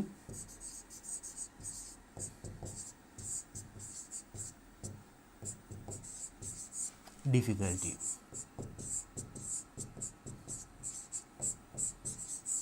මොනවා හරි ගැටලුව difficulty එකක් අමාරුවකට මුහුණ දෙන කෙනෙකුට උදව් කිරීම තමයි. That is the purpose, අරමුණ.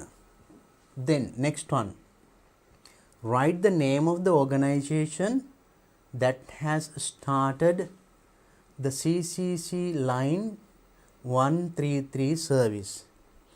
මේ CCC line 133 service එක පටන් අරන් තියෙන. write the name of the organization that has started. මේක පටන් අරන් තියෙන organisation එක මොකද්ද? මොකද්ද සංවිධානය? මේකේ තියෙනවා මොකද්ද? initiative මේ තියෙන්නේ. An initiative of the CCC Foundation. Then CCC Foundation එක තමයි මේක CCC line 133 මේක පටන් අරන් තියෙන්නේ. එතකොට මෙතනත් මේ CCC line. CCC line Foundation. Answer. CCC line Foundation.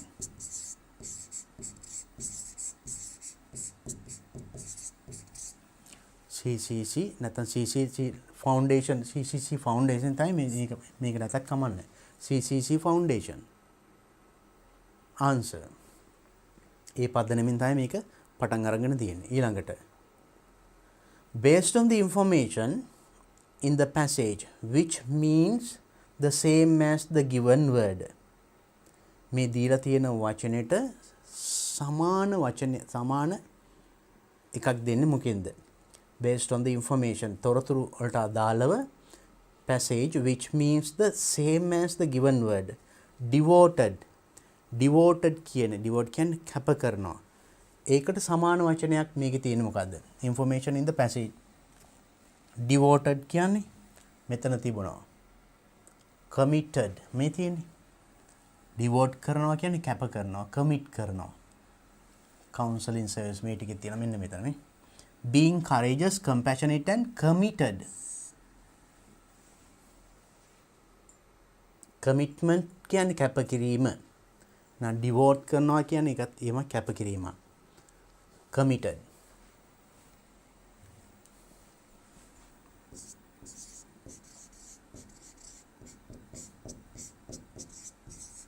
committed.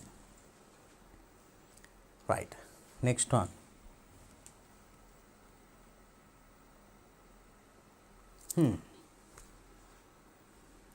those are the questions, right? So very simple questions are asked. පොඩි ප්‍රශ්න ටිකක් අහන්නේ. මේ වගේ පුංචි ඡේදයක්, notice එකක් ඒ වගේ දීලා මේ වගේ පොඩි ප්‍රශ්න ටිකක් අහන්නේ. ඒ නිසා බය වෙන්න එපා. The notice or the poster, news article කියයි එක නම් වලින් කියයි. ඡේද ලොකුවට පෙනේ. But don't worry. ඊළඟට සමහරට අහනවා true false questions. ඒක true the false, ඇත්තද බොරුද? Based on the information given. දීලා තියෙන තොරතුරු අනුව ඒක ලියන්න තියෙන්නේ. Right. Next ඊළඟට එනවා. even in this year මේ අවුරුද්දේ ගිය අවුරුද්දෙත් ආවා මෙන්න මේ වගේ ප්‍රශ්න. අපි ඒකත් දැනගන්න ඕනේ. මේ බලන්න. 2021 question number 8. Write a paragraph beginning with the given sentence. given sentence එකක් දෙනවා. ඒකෙන් පටන් අරන් ඡේදයක් ලියන්න තියෙන්නේ. right? Write a paragraph beginning with the given sentence. මේ දීලා තියෙන වාක්‍යයෙන් පටන් අරන් තමයි ලියන්න ඕනේ. Use about 75 to 100 words. වචන 75ක් 100ක් පොඩි ඡේදයක් ලියන්න තියෙන්නේ. ඒ කියන්නේ වචන 75ක් 100ක් කියන්නේ එක වාක්‍යයක වචන 10ක් තිබුණත් වාක්‍ය 10ක් ලියනකොට හරි නේද? 10 වරක් 10 100යි. 10 into 10 100. Then do not exceed the word limit. That's very important. Do not exceed the word limit. Word limit එක that means 100 වලට වඩා ලියන්න එපා. ලිව්වොත් what happens? deduct mark. ලකුණු අඩු කරනවා. Do not write more than one paragraph. That is also very important. So when we do paper marking, අපි උත්තර පත්‍ර බලනකොට මෙන්න මේ ටික කියවපු නැති ළමයි ගොඩක් ළමයි ඉන්නවා. සමහරට කියවලා තේරුම් අරගෙන නැහැ. Now instructions, do not write more than one paragraph කියනවා. ඒ කියන්නේ එක ඡේදයකට වඩා ලියන්න එපා කියලා කියන්නේ. But some students, they have written maybe 2 paragraphs or 3 paragraphs. ඡේද දෙකක් ලියනවා. එතකොට මොකද වෙන්නේ? We cut the second paragraph. දෙවෙනි ඡේදේ කට් කරලා අපි පළවෙනි ඡේද විතරයි බලන්නේ. Maybe the first paragraph is with 3 lines. පේලි 3ක් තියෙනවා. ඊළඟ paragraph එක තව පේලි 5ක්. So then ඒක ගොඩක් ලොකු අවාසියක් වෙනවා. මොකද මේකේ අපි ලකුණු දෙන විදිය මම කියන්නම්. ලකුණු දෙනවා content language කියලා. content එකට කියන්නේ මේකට ඇතුළත් විය යුතු කරුණු ඇතුළත් වෙලා තියෙන්න ඕනේ. එහෙනම් මෙතන ඡේද දෙකක් ලියනකොට මෙතන ඊළඟ ඡේදෙ ගොඩක් ලොකු නම් වැඩි කරුණු ප්‍රමාණයක් මෙතන ඇතුළත් වෙලා තියෙන්න පුළුවන්. නමුත් අපි ඒක කියවන්නේ නැහැ. මොකද ඒක උපදේශ වලට පටහැනි. That is against the instructions. So you have to follow the instructions. Instruction says that you have to write only one paragraph and clearly said do not write more than one paragraph. එක ඡේදයට වඩා ලියන්න එපා කියලා තියෙනවා. එහෙනම් ලිව්වට ලකුණු ලැබෙන්නේ නැහැ. එහෙනම් you have to write one paragraph. එක ඡේදයයි ලියන්නේ. That is very important and do not exceed the word limit. වචන 100ට වැඩි වෙන්නත් බෑ. It should be more than 75 and up to 100 or less than 100. 75 100ත් අතර. Right? Keep that in mind. Then the starting sentence is, it is necessary to follow certain steps to maintain personal health. It is necessary. අත්‍යවශ්‍යයි. මොකද්ද? To follow අනුගමනය කරන්න certain steps යම් පියවරල් ටිකක් to maintain personal health. personal health එක තබා ගන්න යම් පියවරල් ටිකක් අනුගමනය කිරීම අත්‍යවශ්‍යයි. So I told you then මේ පිළිබඳව එතකොට ඔබ ලියන්න වෙන්නේ. So then when you write, we give you marks in this way. මම කිව්වේ මෙන්න මේ විදිහට ලකුණු දෙන්න. එහෙනම් අපි මේ ලකුණු දෙන විදිය දැනගත්තොත් ඒ අනුව අපිට ලියා ගන්න පුළුවන්. So we give you marks for content and language. For content we give 4 marks. Right? Then 10 marks ඔක්කොම 10න් 4ක් එතකොට content. ඒ කියන්නේ the facts that you have included in that paragraph.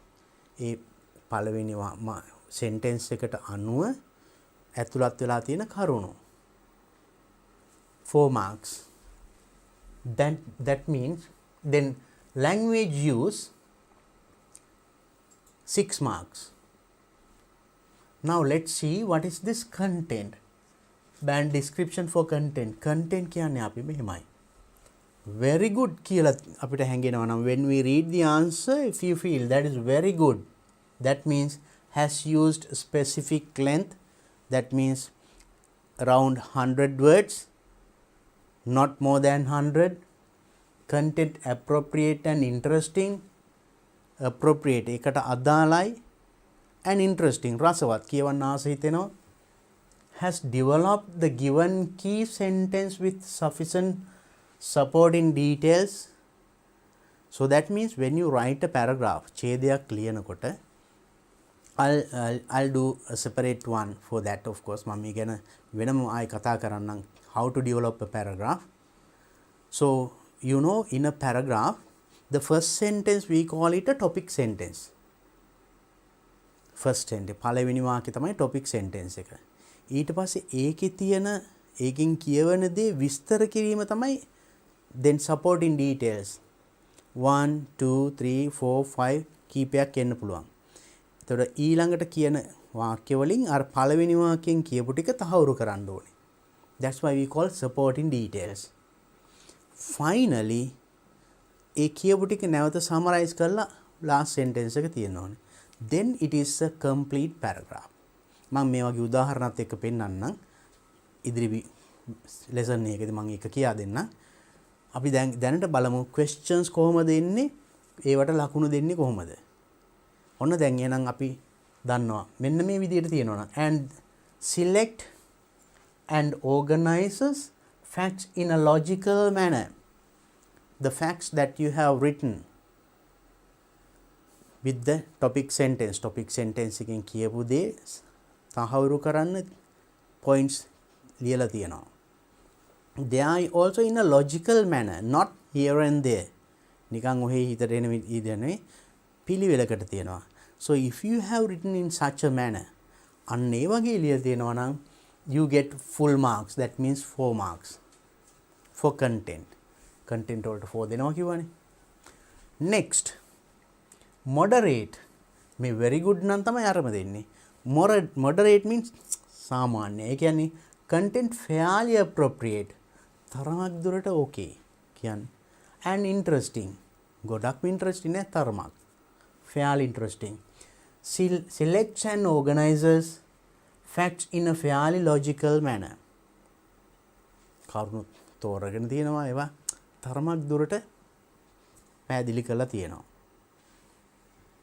එහෙමනම් you get 3 marks. Then satisfactory. සතුටුදායකයි. අර ගාක්ම very good කියන මට්ටමට යන්න බෑ. That means content not sufficiently developed with supporting details. So now the topic sentence is given. Starting sentence එක දීලා තියෙනවානේ. ඒකෙන් කියවෙන කරුණ තහවුරු කරන්න දීලා තියෙන කරුණු not sufficient, ප්‍රමාණවත් නැහැ. Not sufficiently developed with supporting details. Supporting details දීලා ප්‍රමාණවත් මේක support කළා නැහැ. Frequent gaps in presenting facts. කරුණු ඉදිරිපත් කිරීමේ there should be a flow. කරුණු ගලා යාමක් පිළිවෙලක් තියෙන්න ඕනේ. Not here and there. So එහෙම තියෙනවා නම් frequent gaps තියෙනවා නම් එක කරුණක් කියලා ආයෙත් ටිකක් වෙනත්ම කරුණක් කියවෙන්නේ. There is no flow. එහෙම තියෙනවා නම් ඔන්න you get 2 marks. Next, limited. That means content extremely limited. කරුණු බොහෝම සීමිතයි. Facts not arranged properly to support the key sentence. Key sentence තමයි අපිට දීලා තියෙන වාක්‍ය. ඒකින් කියන දේවල් facts not arranged to properly to support the key sentence. කියපු ඒක support කරන්න තහවුරු කරන්න දීලා තියෙන කරුණු ප්‍රමාණවත් නැහැ. Just 1 mark. See how you get marks for content for this paragraph, writing a paragraph. එතකොට පැරග්‍රාෆ් එකේ කන්ටෙන්ට් එකට ලකුණු 4 ලැබෙන්නේ ওই විදියයි. ලකුණු 10න් 4ක්. then 6 marks for language. language එකට වැඩි ලකුණු ටිකක් එනවා. ඒකට කොහොමද ලකුණු දෙන්නේ? we give 6 marks in this way. මෙන්න මේ විදියයි. මේ බලන්න. very good. very good language means excellent use of language. The language that you use to write the paragraph is excellent. හොඳම භාෂාව. ඒ කියන්නේ free of grammatical errors, no grammar mistakes, excellent word choice. ඒ අදහස ප්‍රකාශ කරන්න හොඳ වචන භාවිතා කරලා තිනවා. So you should use good words related to that topic. ඒ කියවෙන කරුණට අදාළ හොඳ වචන. අන්න ඒකයි මම කිව්වේ if you read newspapers පුවත්පත් කියවනවා නම් මෙන්න මේ වගේ ඒ ඕනම topic එකකට අදාළ හොඳ වචන ගොඩක් you can collect. Read the newspapers. So when you start writing something like this, automatically those vocabulary, that words need you get. ඔබට අවශ්‍ය වචන නිකම්ම මේ මතක් වෙනවා. If you practice reading newspapers. Next one, that is very good. Then good. You can very good වලට පොඩ්ඩක් පල්ලෙහා. එහෙම තිබුණොත් තමයි full marks ලැබෙන්නේ. Very good. Good, that means only few grammatical mistake. Grammar mistakes එකක් දෙකක් තියෙනවා. Choice of words effective. The words that you have selected to convey the message. ඒ අදහස් ප්‍රකාශ කරන්න පාවිච්චි කරලා තියෙන වචන හොඳයි. එහෙමනම් නමුත් grammar mistake එකක් දෙකක් තියෙනවා. එතකොට ඒත් ලකුණක් අඩු වෙනවා. Even if you have 1 or 2 grammar mistakes, ඔන්න 6 එක 5 වෙනවා. එක ලකුණක් අහක යනවා. right? අපි මේවා අහක යන්නේ නැති ක්‍රම තියෙනවා මම කියන්නම්. Next one, moderate. Occasional errors of grammar. Grammar mistakes තනින් තන තියෙනවා. Occasional errors. Choice of word fairly appropriate. The words that you have used to write the paragraph. Paragraph එක ලියන්න පාවිච්චි කරපු වචන fairly appropriate. තරමක් දුරට ගැලපෙනවා. Not very good. So if it is so, it becomes 3 or 4 marks. Next, satisfactory. සතුටුදායකයි. Not good or very good. Good very good තරම් නෑ, ඊට වඩා පොඩ්ඩක් පහළ. ඒ කියන්නේ frequent errors of grammar and word choice. Frequent නිතර grammar mistakes, word choice එකේ වැරදි තියෙනවා. කියන්නේ වැරදි ටිකක් වැඩි. Then just 2 marks. And limited. Only very few grammatically correct sentences. Only very few. Grammar නිවැරදි වාක්‍ය එකක් දෙකක් තියෙන්නේ. හුඟක් අඩුයි. Mostly sentence fragments. වාක්‍ය කෑලි තියෙන්නේ. සම්පූර්ණ වාක්‍ය නැහැ. Vocabulary very limited. වචන භාවිතා කරන තියෙන බොහෝම සීමිත සංඛ්‍යාවයි. So then 1 mark. Now see how you get marks for language. Language වලට ලකුණු ලැබෙන්නේ ওই විදියයි. ඒතකොට මේකෙත් බලන්න. So those who write very well, right? හොඳට ලියන ළමයින්ටත් මේ වගේ පොඩි ප්‍රශ්න ලකුණු එකක් දෙකක් අහක යන්න පුළුවන්. But you can save. ඒව ඉතුරු කර ගන්න පුළුවන්. I'll tell you a way. මම කියා දෙන්නම් ක්‍රමයක්. After writing the paragraph, make sure that you read it again and check. නැවත ඒක කියවන්න. එතකොට තමන් ඕන කෙනෙක්. So we are humans. Humans are liable to do mistakes. අපි මිනිස්සුනි, මිනිස්සු අතින් පුංචි වැරදි වෙනවා. But we can correct them. අපිට ඒව හදා ගන්න පුළුවන්.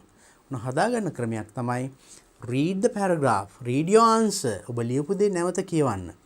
කියවනකොට ඔන්න පුංචි අකුරු හැලිලා නේද? සමහර spelling mistake, එක capital simple වරද්දලා, full stop නෑ, question mark, punctuation marks නෑ නේද? එක පුංචි grammar mistake නේද? is ආ වගේ පොඩි ඒවා වරද්දලා තියෙන්න පුළුවන්. ඒක ලියලා නැති වෙලා වෙන්න පුළුවන්. ඒවා පේනවා if you read it again. නැවත කියවුවොත් ඒවා පේනවා. ඒක දැක්ක හැටි අපිට හදා ගන්න පුළුවන්, right?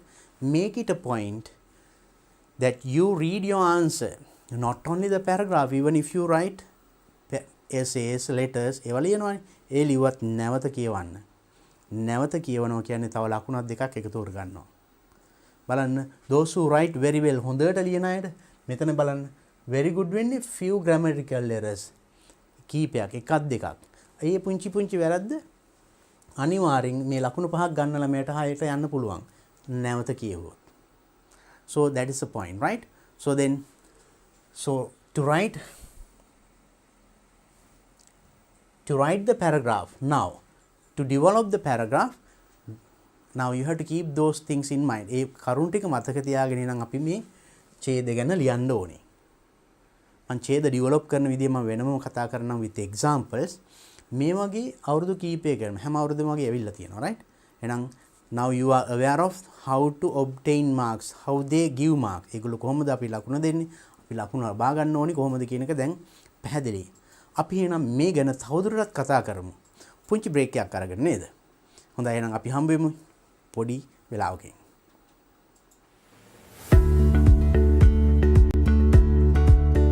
උසස් පෙළට හා පහස් ශ්‍රේණිය ශිෂ්‍යත්ව විභාගයට සූදානම් වන ඔබ වෙනුවෙන්ම දිවයිනේ ප්‍රවීණතම ගුරුමඩුල්ලක් සමග DP Education හරහා නොමිලේම ගෙනෙන සජීවී පන්තිමාලාව දැන් සෑම සතියේ දින 7ෙම උදෑසන 7 සිට සවස 5 දක්වා, සඳුදා උදෑසන 7 සිට 10 දක්වා. සංයුක්ත ගණිතය දුෂ්‍යන්ත මහබතුගේ ගුරුතුමන් උදෑසන 10:30 සිට 1:30 දක්වා. තර්ක ශාස්ත්‍රය මිග්ඩාඩ් ගුරුතුමන් සවස 3 සිට 5 දක්වා. ශිෂ්‍යත්ව වැඩසටහන මංජුල මහේන්ද්‍ර ගුරුතුමන් අඟහරුවාදා උදෑසන 7 සිට 10 දක්වා. බෞද්ධ ශිෂ්ටාචාරය රත්මලානේ රතනසිරි හිමි, වෑගන්තලේ ධම්මරතන හිමි උදෑසන 10:30 සිට 1:30 දක්වා. සංනිවේදනය හා මාධ්‍යධ්‍යනය අසේල බණ්ඩාරනායක ගුරුතුමන් සවස 2 සිට 5 දක්වා. ව්‍යාපාරධ්‍යනය සුපුන් විධානගමගේ ගුරුතුමන් බදාදා උදෑසන 7 සිට 10 දක්වා. ගිනුම් කරණය සේනක විල්ලද්දර ගමගේ ගුරුතුමන් උදෑසන 10:30 සිට 1:30 දක්වා. සිංහල ශානික කිරින්දෙනිය ගුරුතුමන් සවස 2 සිට 5 දක්වා.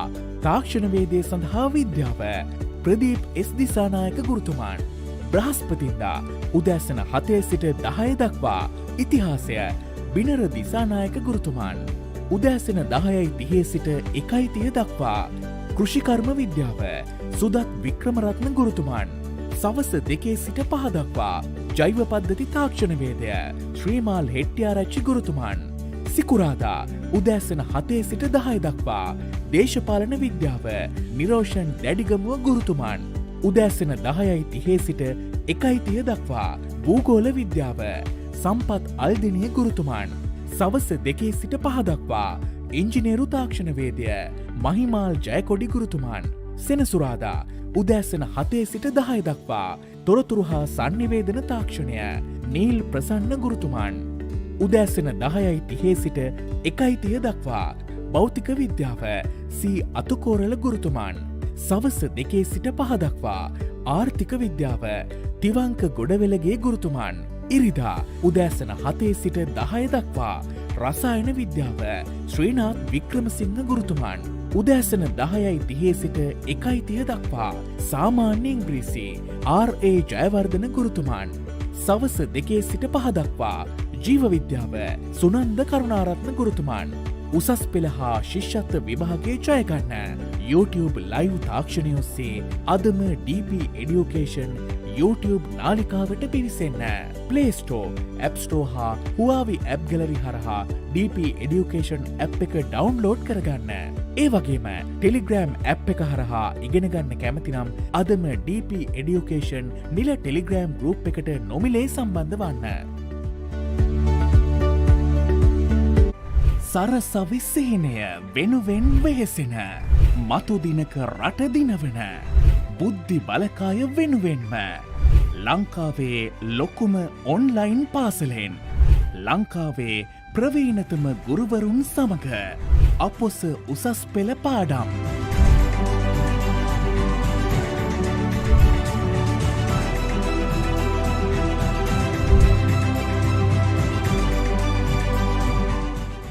අපි කිව්වා ඒ සීමාකාරී ඝර්ෂණ බලය යම් පෘෂ්ඨ දෙකක් අතර ඒ පෘෂ්ඨ දෙක තෙරපී ඇති ප්‍රමාණයට නැත්නම් ඒ පෘෂ්ඨ අතර අභිලම්බ ප්‍රතික්‍රියාවට අනුලෝමව සමානුපාතිකයි. සාමාන්‍ය පෙළදී ඔය දරුවා මං එක්ක ඉගෙන ගත්තේ ද්විමාන තලයේ ගැටලු 2D එක. දැන් 3D දෙනවා අපි. ඒකට අපි කියනවා එහි අගය 4යි කියලා. එහෙනම් ඔයගොල්ලෝ ප්‍රධාන වශයෙන් මුලුවට දාගන්න ඕන කාරණාව තමයි මේ කිසියම් තැනක සීමාව තියෙන්න නම් ඒකේ වමස් සීමාවේ අගයයි ඒකේ දකුණස් සීමාවේ අගයයි අගයන් දෙක ළමයි පැහැදිලිවම එකම අගයකට යන්නේ. විවසාගත ක්‍රියාවලිය හැදෙන්නේ මේ විදිහට. ඒක අපි පළවෙනි එක කතා කරා නව්‍යතා සම්පාදනය කියන ඉනෝවේෂන්ස්.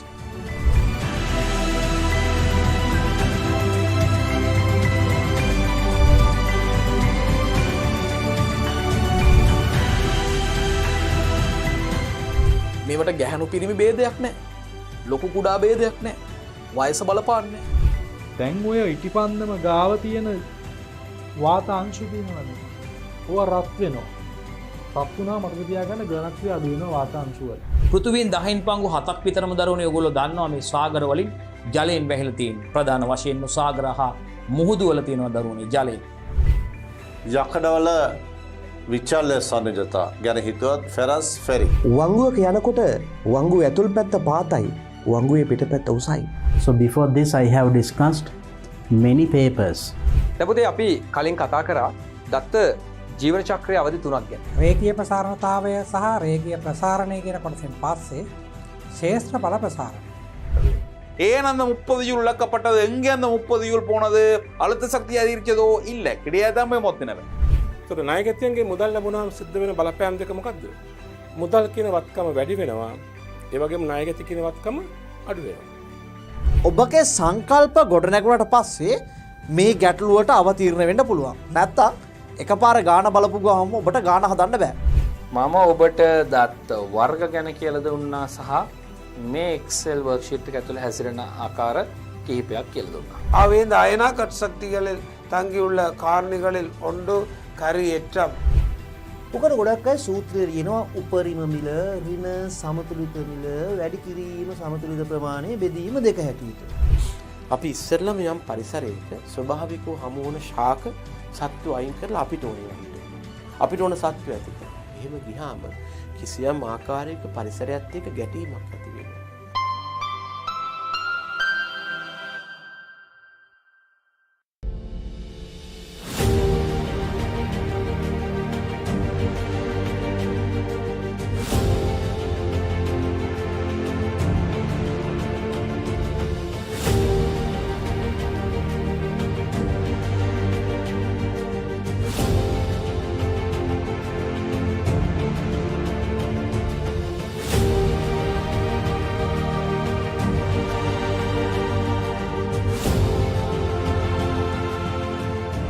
We can observe the lycopodium powder through the eyepiece and adjust the focus. You can see the crosswire. වර්තනාංකයේ සෙවීමට භාවිතා කරන වීදුරු කුට්ටිය තියෙනවා. මොන වගේ ප්‍රතිබිම්බයක්ද පේන්නේ කියලා. දැන් ගොඩක් දුරට සමපාත වෙලා තියෙන්නේ.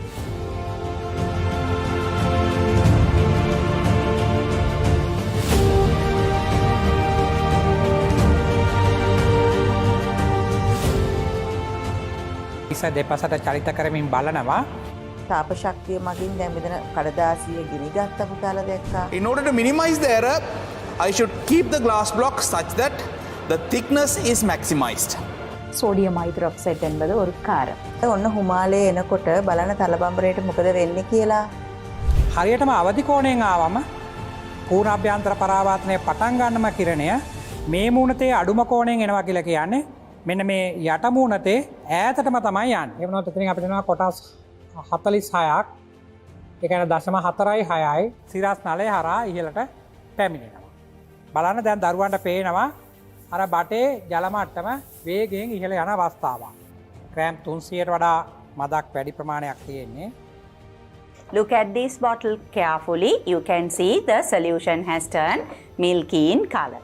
Right, different shapes, different sizes, and here I have 3 beakers with water with different colors.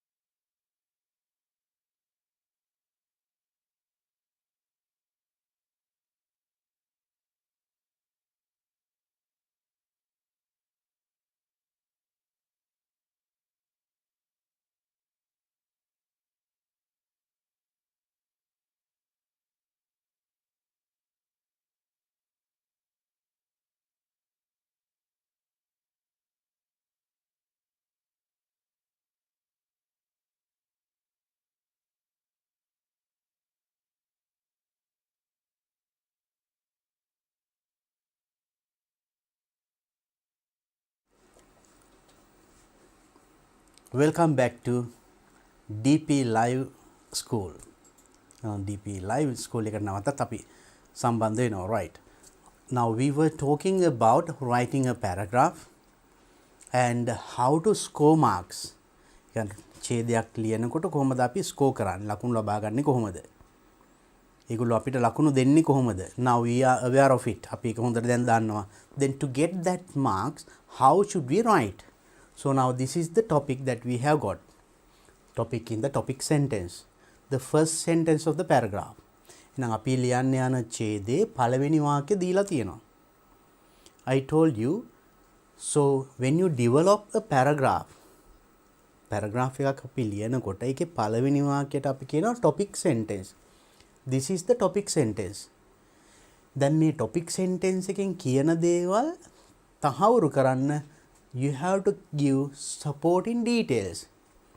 මේකෙන් කියන දේ support කරන්න ඕනි ඊළඟට ලියන කරුණු වලින්. Finally you conclude it, right? ඒක අදහස නැවත කියලා තහවුරු කරන්න ඕනි. concluding sentence එකක් දාලා. එතකොට ඊට මේ first one the topic sentence is given. පළවෙනි වාක්‍ය දීලා තියෙනවා. මේකට දැන් support කරන්න අපි මොනවද ලියන්නේ? We know even if you write 100 students write this paragraph, අපි තුම් ළමයි 100ක් ලියුවා කියලා. ඡේද 100ක්. පොඩි වෙනස්කම්. නමුත් content බොහෝ දුරට සමානයි. මොකද එකම මාතෘකාවක්නේ සාකච්ඡා කරන්නේ. ලියන ක්‍රම 1000ක් ලිව්වොත් ඡේද 1000ක්. මොනවා හරි වෙනස්කම් තියෙනවා. Therefore I am not giving the exact paragraph that you should write. ඔබ මෙන්න මේක ලිවිය යුතුයි කියලා මම ඡේදෙ ලියන්න දෙන්නේ නැහැ. ඡේදයට අඩංගු කරන්න ඕනි කරුණු ගැන මම පුංචි උදව්වක් කරන්නම්. Now let's read the sentence. අපි බලමු. It is necessary to follow certain steps to maintain personal health. To maintain personal health. Personal health පෞද්ගලික අපේ සෞඛ්‍ය නිරෝගී බව රැකගන්න යම් පියවරවල් ටිකක් අපිට අනුගමනය කළ යුතුයි. එහෙනම් මොනවද? අන්න ඒවා ටිකක් කියන්න ඕනේ. What are the things that we can use, we can follow to maintain personal health? Now we can talk about to have a better health. හොඳ සෞඛ්‍ය නිරෝගීමත් ජීවිතයකට අවශ්‍ය දේවල් මොනවාද? We know good food, right? Food. ආහාර. ඒ කියන්නේ a balanced diet ගැන කියන්න පුළුවන්. We should have a balanced diet. Meals properly at the right time.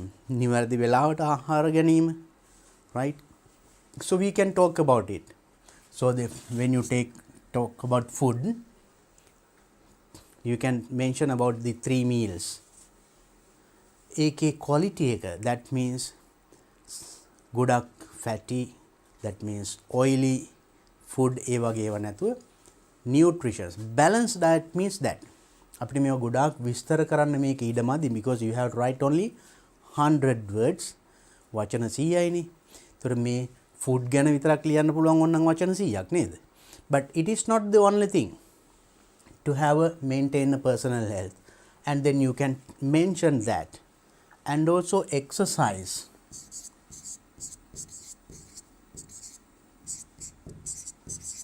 Vyayama. There are also certain steps to maintain personal health. And cleanliness, that means clean. Then clean what? Clean clothes, keep our hands clean, keep our body clean. So cleanliness. ඒ පිරිසුදුකම. ඒ ගැන කියවෙන්න පුළුවන්, right? So we should wear clean clothes, we should keep our body clean, we should have a bath daily, brush our teeth properly at least twice a day. So those are the things, steps. මේ ඔක්කොම to maintain personal health වලට necessary certain steps. මේ යම් පියවරවල්. මේ වගේ කීපයක්. Now I told food, exercise, down clean නැත්නම් cleanliness, clean cloth, clean body, clean food, පිරිසිදු ආහාර. එතකොට clean යටතේ ඒකත් ගන්න පුළුවන්. and rest, විවේකය, and rest, sleep, නින්ද නේද? at least 7 or normally they say 8 hours per day. දවසට පැය 8ක්වත් නිදියන්න කියන්නේ at least 6 අඩු ගානේ 6ක්වත් නේද? to have a healthy personal health. එකට බලපාන දේවල්. so you can talk about these points. ඔන්න මම කරුණු 4ක් දැම්මා. තව මොනවද? now in our these days මේ දවස්වල අපි ලෝකෙම බය කර තියෙන කොරෝනා නේද වෛරස් එක. ඒ වගේ දේවල් වලදී නම් අපි එහෙම ඒකට now keep our hand clean and using sanitizer, wearing a mask. එතකොට ඒක එක රෝගයක් වෙනුවෙන් විතරක් කරන්නේ. but that is also important to maintain personal health. අපි corona now when we write මේක ලියනකොට සමහර ළමයි අන්න එහෙම එක රෝගයක් ඉලක්ක කරගෙන විතරක් තියෙනවා. then wearing a mask, using sanitizer, ගොඩක් වෙලාවට මේක ප්‍රචලිත වුණේ මේ කොරෝනා වෛරස් එක. so if you write only that, it doesn't support that personal health that is to prevent from coronavirus. වෛරසයෙන් බේරෙන්න ඒ ස්ටෙප්ස් ටික හරි. but this is a wider topic. ඊට වඩා පුළුල් අර්ථයක් මේ personal health කියන එකකින් කියවෙන. එහෙනම් ඒකට අපි මේ සියල්ල ගැන සඳහන් වෙනවා. so if you have included these points, so මෙන්න මේ වගේ කරුණු ඇතුළත් කරලා if you write sentences, these are the supporting details. මේවා තමයි supporting detail 1 2 3 4. I have mentioned just 4. there can be 4 5 6 7 it can be.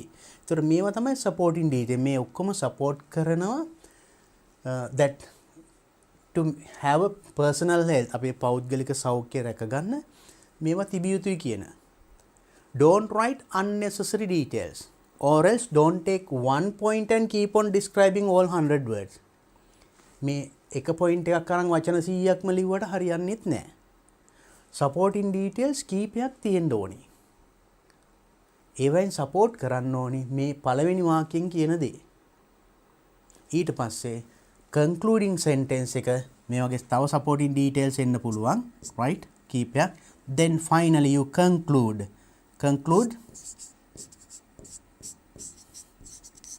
ඡේදය අවසන් කරන්න ඕනි telling මෙන්න මේවා කරොත් ඇත්තට අපිට මෙන්න මෙහෙම වෙන්න පුළුවන්.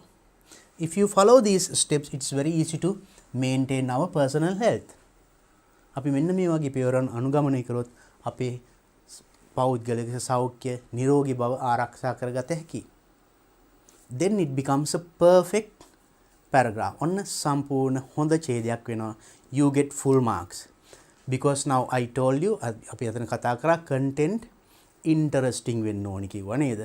supporting details තියෙන්න ඕනි කිව්වා. මේ ඔක්කොම තියෙනව නේද? දැන් මම මේවට වාක්‍ය ලිව්වේ නැත්තේ I told you මම points ටික දුන්නා. you have to write alone. මොකද ඔබ ලියන්නේ මං ලියන ඡේදෙ නෙමෙයිනේ. මං ලිව්වොත් ඒකම ලියන්න කියලා එකක් නැහැ. මෙන්න මේ කරුණු ටික ඉන්න ඕනේ. the sentence you construct may be different from person to person, student to student. එක ශිෂ්‍යයාගෙන් ශිෂ්‍යයාට වාක්‍ය වෙනස්. but the content the same. sorry. right, now I hope that you got an idea. මම මේවට example දීලම මේකනම දෙන්න වෙනත් paragraph අරගෙන example අරගෙන මම කතා කරන්නම් ඉදිරි දවසකදී. right, now I hope that you got an idea how to develop this into a better paragraph. හොඳ සාර්ථක paragraph එකක් ලියන්නේ නම් මේක කොහොමද අපි develop කරන්න කියන එක දැන් පැහැදිලි නේද? now you write it. මේක ලියන්න. and then show it to the teacher. ඔබේ ගුරුවරයාට පෙන්නන්න. then he or she will guide you, correct if there are mistakes, right? I'll tell once again, this is the topic sentence. making කියවන දේ තහවුරු කරන්න facts, supporting details, then conclusion. conclusion එක කියන්නේ මෙන්න මේ ටික කරොත් අපිට මෙන්න මෙහෙම වෙන්න පුළුවන්. that's true. perfect. right, now these are the things that we discussed. of course, how to get marks, ලකුණු ලබා ගන්න අපි මේක විස්තර කරා. දැන් බලන්න ඊළඟ අවුරුද්දේ 2020 question 8 වලට ආවිල්ලා තියෙන්නේ ඒ වගේ එකක්. write a paragraph beginning with the given sentence. There's a sentence given. Use about 75 to 100 words. Same word limit. අපි කලින් කිව්වා වගේමයි. Do not exceed the word limit. ආයිමත් කියනවා. Do not exceed the word limit. If you exceed word limit, වචන 100ට වඩා ලිව්වොත් you are not going to get marks. ලකුණු අඩු වෙනවා. Remember that, right? මෙතන ගොඩාක් ලියුවා කියලා සමහරු වෙනම කොලාරගෙන ලියලත් අමුණනවා. Don't do that. The given space මේ දීලා තියෙන ඉඩ ප්‍රමාණය හොඳටම ඇති to write 100 words. වචන 100ක් ලියන්න හොඳටම ඇති. Therefore, you have to manage this space given. Do not write more than one paragraph. Once again, it again says, right? Do not write more than one paragraph. If you write 2 paragraphs, we don't read the second paragraph. අපි දෙවෙනි ඡේදය කියවන්නේ ඒක කපලා පළවෙනි ඡේදය විතරක් බලලා ඒකට ලකුණු දෙනවා. ඒතර පොඩි ඡේදයක කරුණු අඩුයි. ඒතර ලකුණුත් අඩුයි. කන්ටෙන්ට් එකට ලැබෙන ලකුණු අඩු වෙනවා. ලැන්ග්වේජ් එකට ලැබෙන ලකුණු අඩු වෙනවා. ඔබට අපරාධේ හැකියාව තියෙනවා. සමහරට second paragraph එකේ හොඳ කරුණු තියෙන්න පුළුවන්. No grammar mistake. Sorry. ඒ වුණාට sorry. Because you have not followed the instructions. උපදෙස් පිළිපැද නැත. Remember that, very important, right? Then 10 marks for that also. There also you get the same criteria for content, 6 for language. අපි අර කලින් කතා කරපු විදිහටමයි මේකෙත් ලකුණු ලැබෙන්නේ. මේකෙත් ලැබිලා තියෙන topic sentence එක බලන්න. There are many advantages of learning English. There are many advantages of learning English. ඉංග්‍රීසි ඉගෙන ගැනීමේ ගොඩක් වාසි තියෙනවා. What are the advantages? අන්න දැන් ඒකද support කරන details. Now what are the advantages that we have? Then if you learn English, what are the advantages? තියෙන වාසි මොනවද? It helps us to do our higher studies, right? අපි take for our future studies, right? Higher studies කරන්න ගියාම අපිට ප්‍රයෝජනවත් වෙනවා. Right?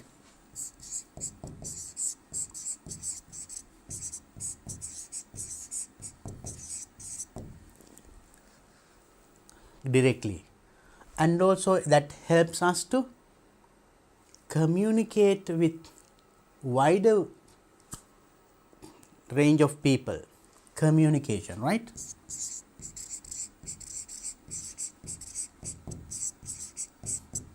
sannivedana කරගන්න. Not only the Sinhala one, any kind of people, foreigners and those who speak other languages, neither. Now even with Tamils, English functions as a link language. අපිට Tamil අයකත් කතා කරන්න පුළුවන්. Tamil දන්නේ නැති වුණාට ඒගොල්ලෝ ඉංග්‍රීසි දන්නවා වෙන්න පුළුවන්. ඒක link language. අපි දෙගොල්ලෝ link කරනවා.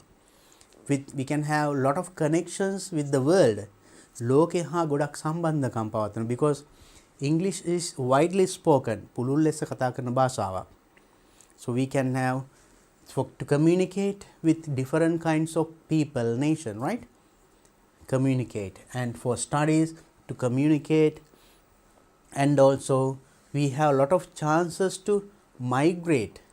විදේශ රටවල් වලට යන්න, ඒ වගේ to go abroad and visit different places ප්‍රයෝජනවත් වෙනවා. And also for our day-to-day life, එදිනෙදා ජීවිතේ.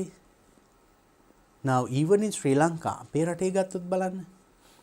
And what a lot of things are indirectly or directly used using this language. Now even if you get an electrical equipment to your house, අපිට හිතමු මොනවා හරි washing machine එකක්, පොඩි මොනවා හරි ගත්ත, TV එකක්, how to use it, ඒක පාවිච්චි කරන්නේ කොහොමද, ඒක fix කරන්නේ කොහොමද, ඒව දීලා තියෙන්නේ in English. So they are day to day use. And also if you go to a shop, අපි සමහරට shopping complex එකකට කොළඹ මොනවා හරි ලොකු shop එකකට ගියාම sometimes they use English නේද? Even in your town, ඔබේ නගරේ shop එකකට ගියත් අපි හිතමු shirt එකක් ගන්න ගියා. Welcome sir. What do you want? You want long sleeve or short sleeve? කියලා අහන්න පුළුවන්. අපි long sleeve shirt short sleeve shirt දන්නේ නැත්නම් ඔන්න that is also English. එතකොට අපිට day to day use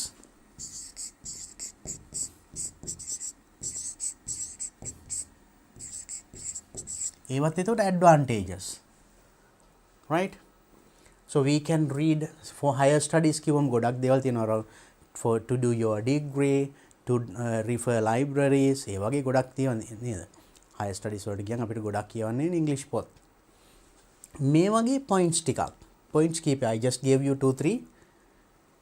there are many, right? ගොඩක් දේවල් තියෙනවා and you can actually in society you become a special figure if you can use this language.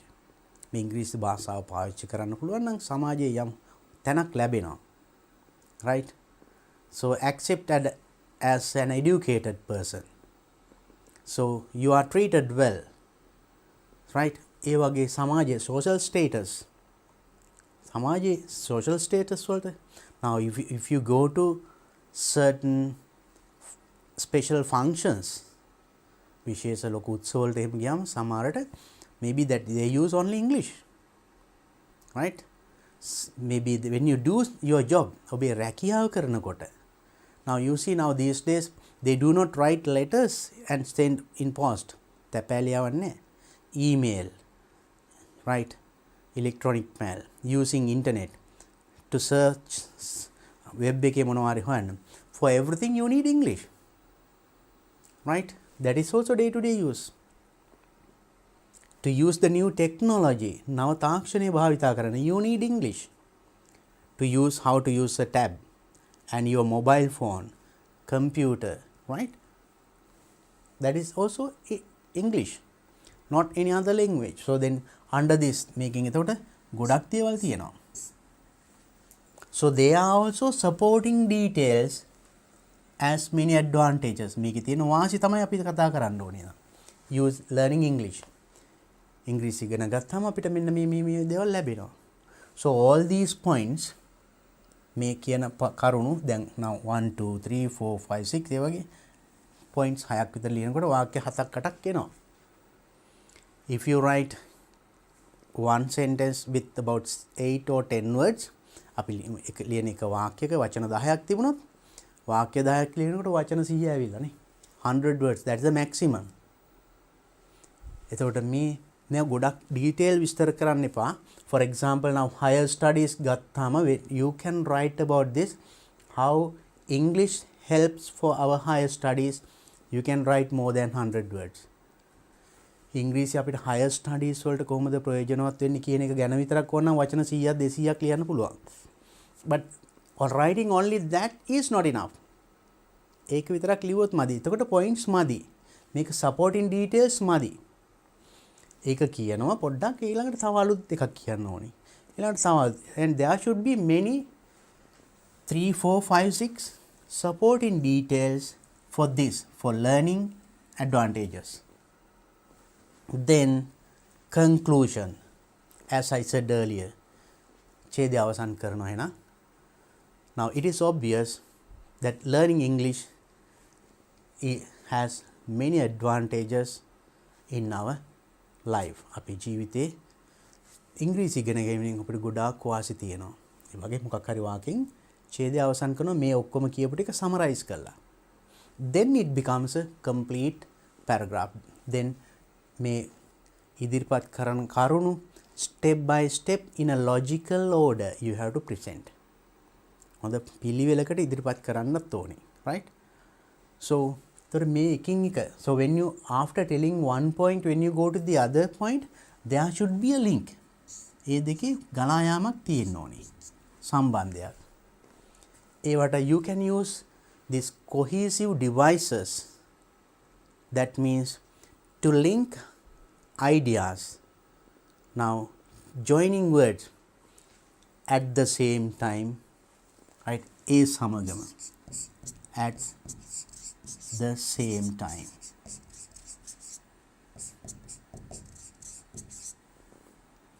In the same way.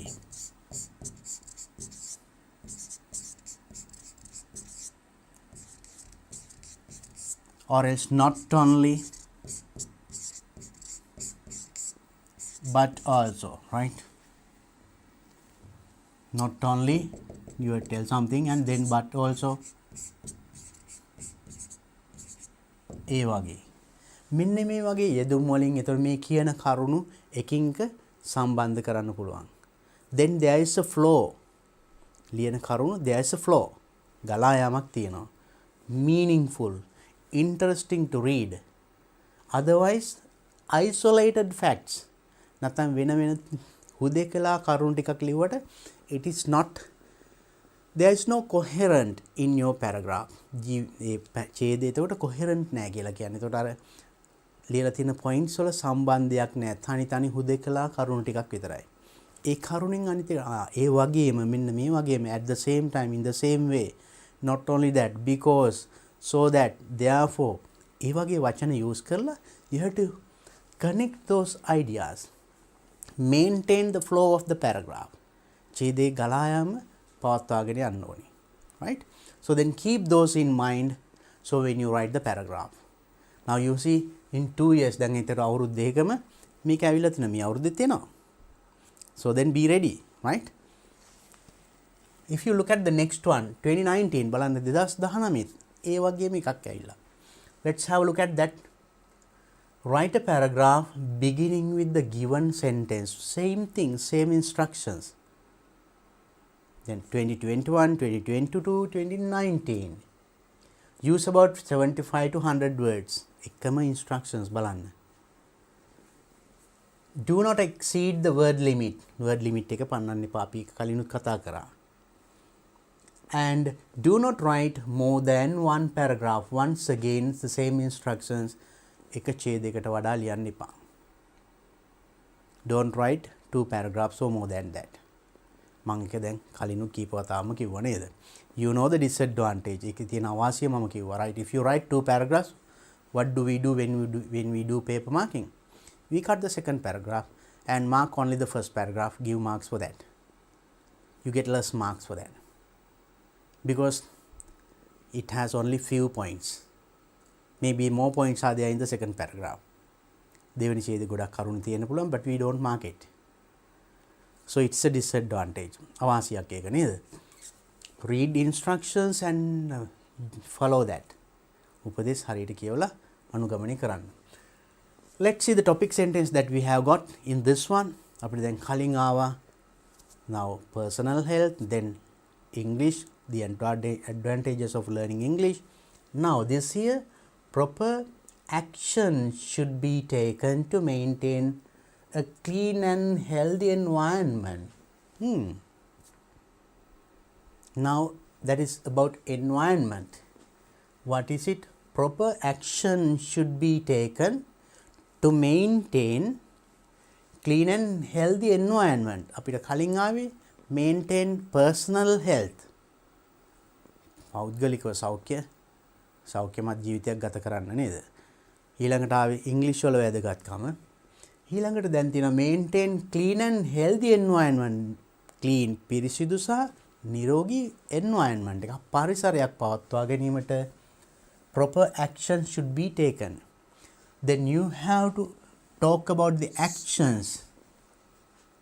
එන මේ අපිට ගන්න පුළුවන් actions පියවරවන් මොනවද? මෙන්න මේකට. මොකටද? To have a clean and healthy environment. So to support, now what is said in the, now I told this is the topic sentence. නම් මේ මුලින්ම කියපු වාක්‍යයට අපි කියනවා topic sentence. මේකේ කියපු කරුණ තහවුරු කරන්න. Give supporting details. Support කරන්න අපි දැන් කලින් කිව්වා වගේ. එහෙනම් healthy environment, clean and healthy environment පරිසරයක් තියාගන්න නම් මොනවද අපි කරන්න ඕනේ? Proper actions should be taken. අපි කළ යුතු දේවල්, actions, පියවරල් මොනවද? So it can be in different things. විවිධ විදියට කියන්න බෑ. In government can impose law.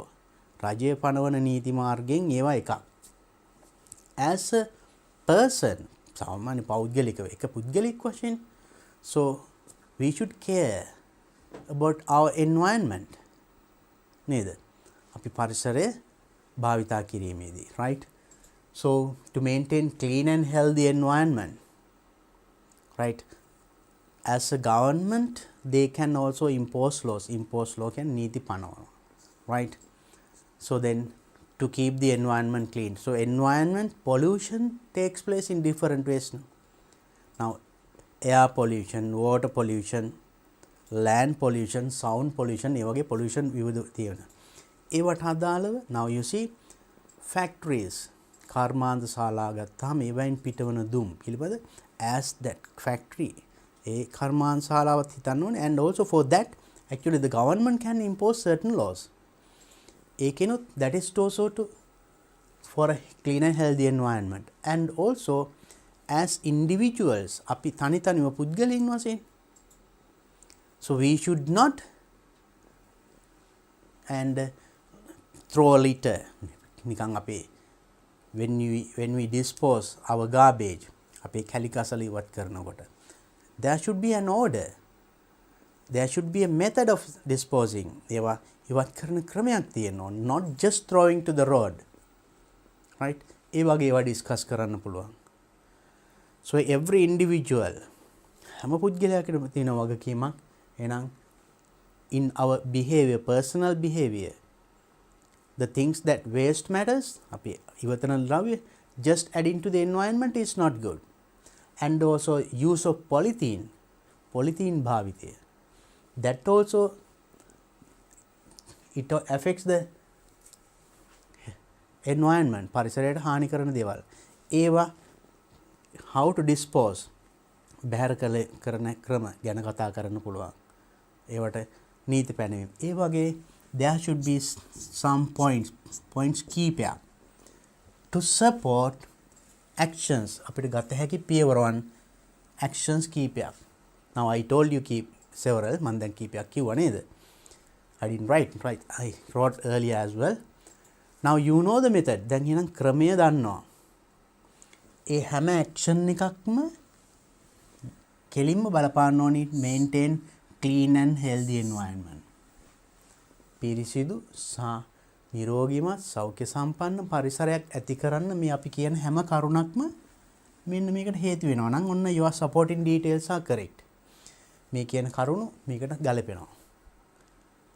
Not necessary to describe. ගොඩාක් විස්තර එක point එකක් කරන් write lot of words, lot of sentences එහෙම ලියන්න ගියොතින් now details, supporting details ටික මදි වෙනවා. There should be at least 3-4 supporting details. මේකට actions නේ, actions plural, not an action එකක් නෙමෙයි. Otherwise we can take one action and describe in more than 100 words or in 100 words. වචන 100කින් action එකක් describe කරන්න පුළුවන්, but it is not what is expected. Actions, then what are the actions that we should take to maintain clean and healthy environment? So then conclude, if we take these actions, it is very easy for us to maintain clean and healthy environment.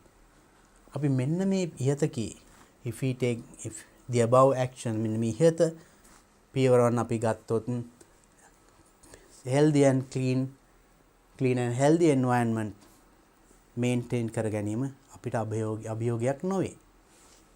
Finish the paragraph, then it becomes a complete paragraph, right? I gave you some facts, මං කරුණු ටිකක් විතරයි කිව්වේ.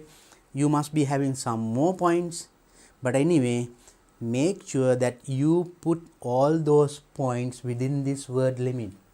ඒ ලියන කරුණු මෙන්න මේ වචන සීමාවේ ඉදිරිපත් කරන්න ඕනේ. Don't go beyond that. Don't write more than 100 words. It's very, very important, right? So now we in 3 years was අවුරුදු 3ක අපිට එහෙනම් ලැබුණා එකම වගේ ප්‍රශ්න නේද? In this year also you get a question like this. See the things that we got. බලන්න මාතෘකාව වශයෙන් අපිට ඇවිල්ලා තියෙන්නේ. topic එකක් නෙමෙයි, sentence එකක් දෙන්නේ. ඒ sentence එක තමයි topic එක වෙන්න ඕනේ. ඒකෙන් කියවෙන දේ තමයි විස්තර කරන්න ඕනේ. right? In O level and other things we got simple maybe my favorite hobby, a trip I went, ඒ වගේ පුංචි ඒවානේ. ඒ වගේම එකක් තමයි පොඩ්ඩක් මේ advance. It is not difficult anyway. In O level you wrote only a paragraph with about 50 words. වචන 50ක ඡේදයක් ලිව්වේ O level. Now it becomes 100. Little more than that. ඊට වඩා පොඩ්ඩයි වැඩි නේද? අමාරු නෑ. But you can do it. But you have to practice before going to the examination. විභාගයට යන්න පෙර මේ වගේ ඡේද කීපයක් ලියන්න. And show it to the teacher. Right? I will do a separate video on one day. I'll describe about writing a paragraph with some examples. උදාහරණත් සමග ඒ කොහොමද අප supporting details ගන්නෙ. I will do it in future, right? Don't worry, because there are some more questions to be discussed. Right, then let's go to the next. අපි බලමු එහෙනම් ඊළඟ ප්‍රශ්නේ මොකක්ද කියලා. That is 2018 2018 part B. Once again I told you after part A ඊළඟට part B වලට එන්නේ comprehension. First paper එකේ reading comprehension, right? Comprehension questions. Read, understand and answer the questions. Now let's see then. අපි බලමු එහෙනම් මේකේ කොහොමද ඇවිල්ලා තියෙන්නේ කියලා. Of the options given below, each sentence in bold print, underline the one that best expresses its meaning. Of the options given below, options මේවා තමයි 1 2 3 4 න options හතරක් දීලා තියෙනවා. Of the options given below, each sentence in bold print, underline the one that expresses its meaning. Sentence in bold print. මෙන්න මේ පළවෙනි වාක්‍ය it is given in bold print in your paper. paper එකේ මේ පළවෙනි වාක්‍ය තද කළු අකුරෙන් දීලා තියෙන එකයි bold print කියන්නේ. So ඒ අදහස කියවෙන වාක්‍ය මේ options හතරෙන් තෝරන්න. So that's why I told you this is another way of testing your comprehension. That means read, understand. A complex sentence එක කියවලා අවබෝධ කරගන්න. බලමු අපි කියවලා first sentence. Sometimes people don't appreciate what they have until they lose them. Should be people, huh? Sometimes people don't appreciate what they have until they lose them. Sometimes සමහර වෙලාවට people don't appreciate, do not appreciate, අගය කරන්නේ නැහැ. What they have, ඒගොල්ලන්ට තියෙන දේවල් until they lose them, ඒවා නැති වෙනකම්. නැති වුණාට පස්සේ තමයි අපිට අගය දැනෙන්නේ. සමහර things that we have, we do not care. When we lose them, we feel the importance of it. That's the meaning. ඒ අදහස තමයි කියන්නේ නේද? අපි බලමු මේ අදහස මෙන්න මේ හතරෙන් එකකින් කියවෙනවා. Let's try to find it. අපි බලමු හොයලා. Number 1, sometimes people appreciate things when it is too late. සමහර විට people appreciate අගය කරනවා things යම් දේවල් when it is too late ගොඩක් පස්සේ ප්‍රමාද වුණාම. ඉගෙන ඒව නැති වුණාම තමයි අගය දැනෙන්නේ නේද? same idea ටිකක් සමානයි නේද? බලමු අපි ටික ඉතුරු ටිකක් කියලා. When people don't appreciate what they have, ඒගොල්ලන්ට තියෙන දේවල් appreciate නොකරන විට they lose them. එතකොට ඒව නැති වෙනවලු. It's wrong, no? ඒ අදහස නෙමෙයි මෙතන කියුනේ. Next one, sometimes people appreciate the things that they often lose. Sometimes people appreciate the things, මිනිස්සු appreciate කරනවලු things that they often lose. නිතර lose නැති වෙන දේවල්. නිතර නැති වෙන දේවල් අගය කරනවා. එහෙම එකක් කියවනවාද? No. That's also wrong. We can leave it. Last one. People don't appreciate the things in their possession even if they lose them. even if they lose them කියන්නේ ඒව නැති වුණත් people don't appreciate the things in their possession. ඒගොල්ලන්ට හිමිව අයිතිව තියෙන දේවල් ඒව නැති වුණත් අගය කරන්නේ නැල්ලු. එහෙම එකක් කිව්වේ නෑනේ මෙතන නේද? බලන්න. So in all the sentences මේ people appreciate ඒ ටික ඒ වචන ටිකම තියෙනවා. ඉතින් ඔක්කොම එක වගේ කියලා අපිට හිතෙන්නේ. But now you understood, it is very clear. These three, they are not telling that idea. එතනින් අපිට ඒ අදහස එන්නේ නැහැ. පැහැදිලි අපිට නම්. Let's underline this one. Number 1.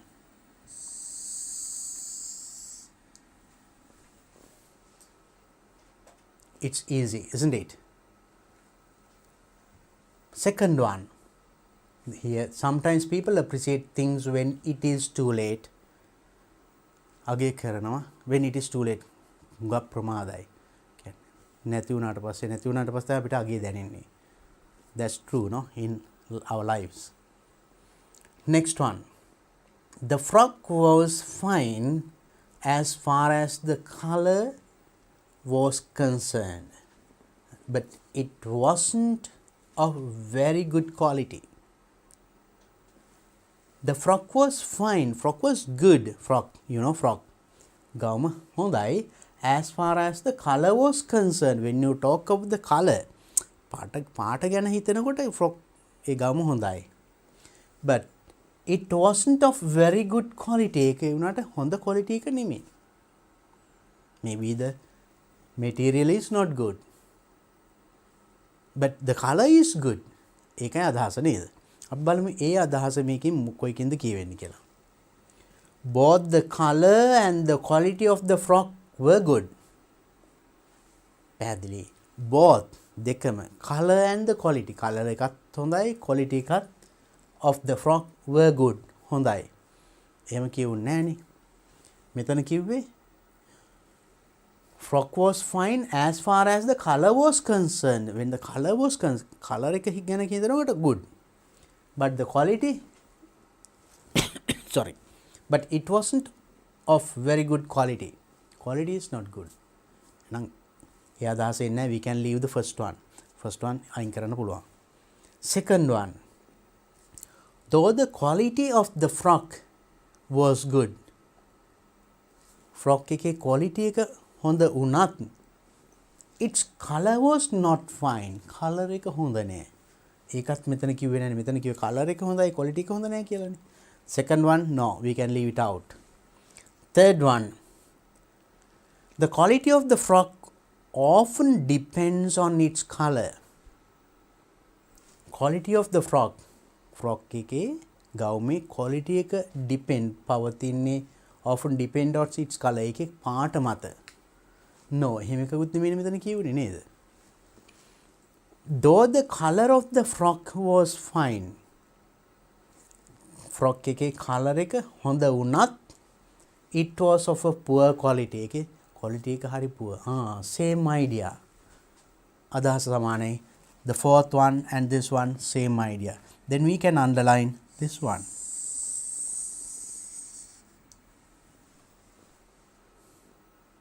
Very easy, isn't it? This is one way of testing our comprehension. යමක් කියවලා අවබෝධ කරගැනීමේ හැකියාව ටෙස්ට් කරන තවත් ක්‍රමයක්. Okay. Let's look at the next question. It is Nimal who first told me that the match had been cancelled. It is Nimal who told me that the match had been cancelled. Match had been cancelled. Match එක cancel කරා කියලා මට කිව්වේ. It is Nimal. Nimal තමයි මට කිව්වේ. කියන්නේ Nimal මට කිව්වා match එක cancel කරා කියලා. So in which මේ අදහසම කියවෙන්නේ කොයිකින්ද බලමු අපි. Number 1. I knew that the match had been cancelled before Nimal told me. Before Nimal told me, Nimal මට කියන්න කලින් I knew මන් දැනගෙන හිටියා the match had been cancelled. match එක cancel කළා කියලා. Wrong. ඒ අදහස නෙමෙයි නැතනේ කියවනේ. Clear. පැහැදිලි නේද? Then first one wrong. Second one, I don't know that the match had been cancelled until Nimal told me. I don't know, මම දන්නේ නෑ the match had been cancelled. match එක cancel වෙලා කියලා until Nimal told me. Nimal මට කියන තුරු. until. That's the same idea. ඒ අදහසමයි තිබුණේ පළවෙනි එකේ නේද? That's correct. But there are two more answers. තවත් දෙකක් තියෙනවා. අපි ඒකත් කියවලා බලමු. Then third one, I told Nimal that the match had been cancelled when he asked me. I told Nimal, මම කිව්වා නිමල්ට. එහෙම නෙමෙයි පළවෙනි එකේ නිමල් මට කිව්වා කියලා කිව්වේ නේද? එහෙනම් ඒකත් වැරදි. I told Nimal that the match had been cancelled. match එක cancel කළා කියලා when he asked me. එයා මගෙන් ඇහුවාම. No, ඒකත් වැරදි නේද? Last one, Nimal knew that the match had been cancelled.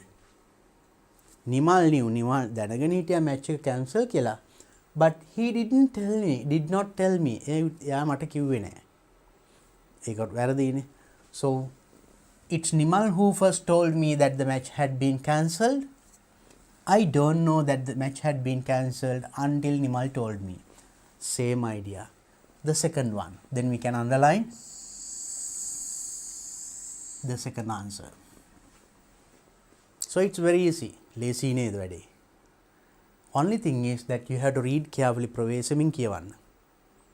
These complex sentences පොඩ්ඩක් එහාට මෙහාට කරලා බලන්න හැම වාක්‍යෙම එකම වචන ටික එහාට මෙහාට කරලා තියෙන්නේ. So then you feel අනේ මේක හරිද කියලා හිතෙනවා. But read carefully ප්‍රවේශමින් කියවන්න. Then you can easily catch the answer. Number 4. Had I known that Mr. Raghu was the chairman, I would have talked to him. Had I known, man දැනගෙන හිටියා නම් sorry, that Mr. Raghu was the chairman. Raghu chairman කියලා මම දැනගෙන හිටියා නම් I would have talked to him. මම එයාට කතා කරන්න තිබුණා.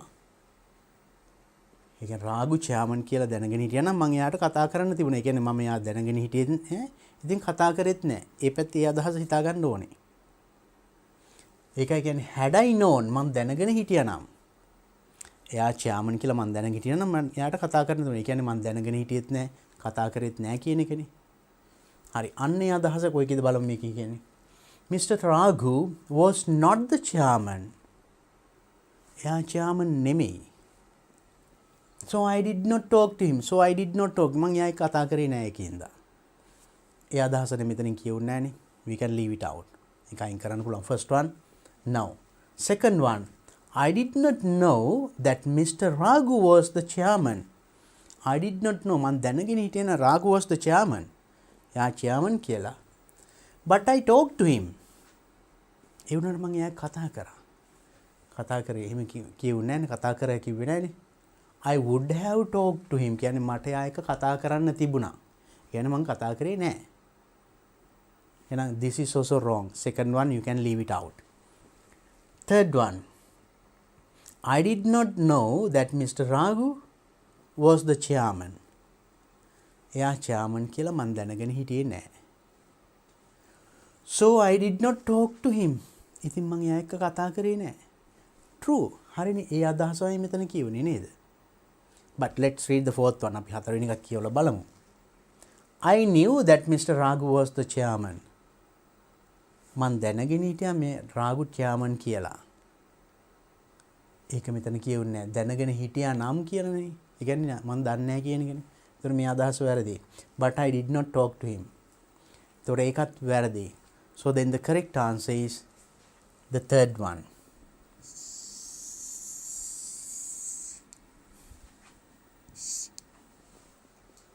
So you see, same words, පොඩ්ඩක් එකම වචන ටික රාගු chairman, no, did not know එහාට මෙහාට කර කර තියෙන්නේ. Don't get confused. Read carefully. ප්‍රවේශමින් කියවන්න හරි ලේසි උත්තරය අල්ලගන්න. Right? Okay. Now it is clear. Then let's see the next question. අපි ඊළඟ ප්‍රශ්නෙත් බලමු. I hurried to get to the bus stop only to find that I don't have enough to pay the fare. I hurried means I went so quickly. මං ඉක්මන් කරා to get to the bus stop. To get to the bus stop. Bus stop එකට යන්න. Stop. Only to find that I don't have enough to pay. That I don't have enough to pay the fare. Only to find that I don't have enough to pay. I don't have enough ප්‍රමාණවත් මුදල් නැහැ to pay the fare, bus fare, bus ගාස්තුව ගෙවන්න. මේ අදහස කොයිකින්ද කියවෙන්නේ බලමු. First one, I hurried to get to the bus stop. I went quickly to the bus stop.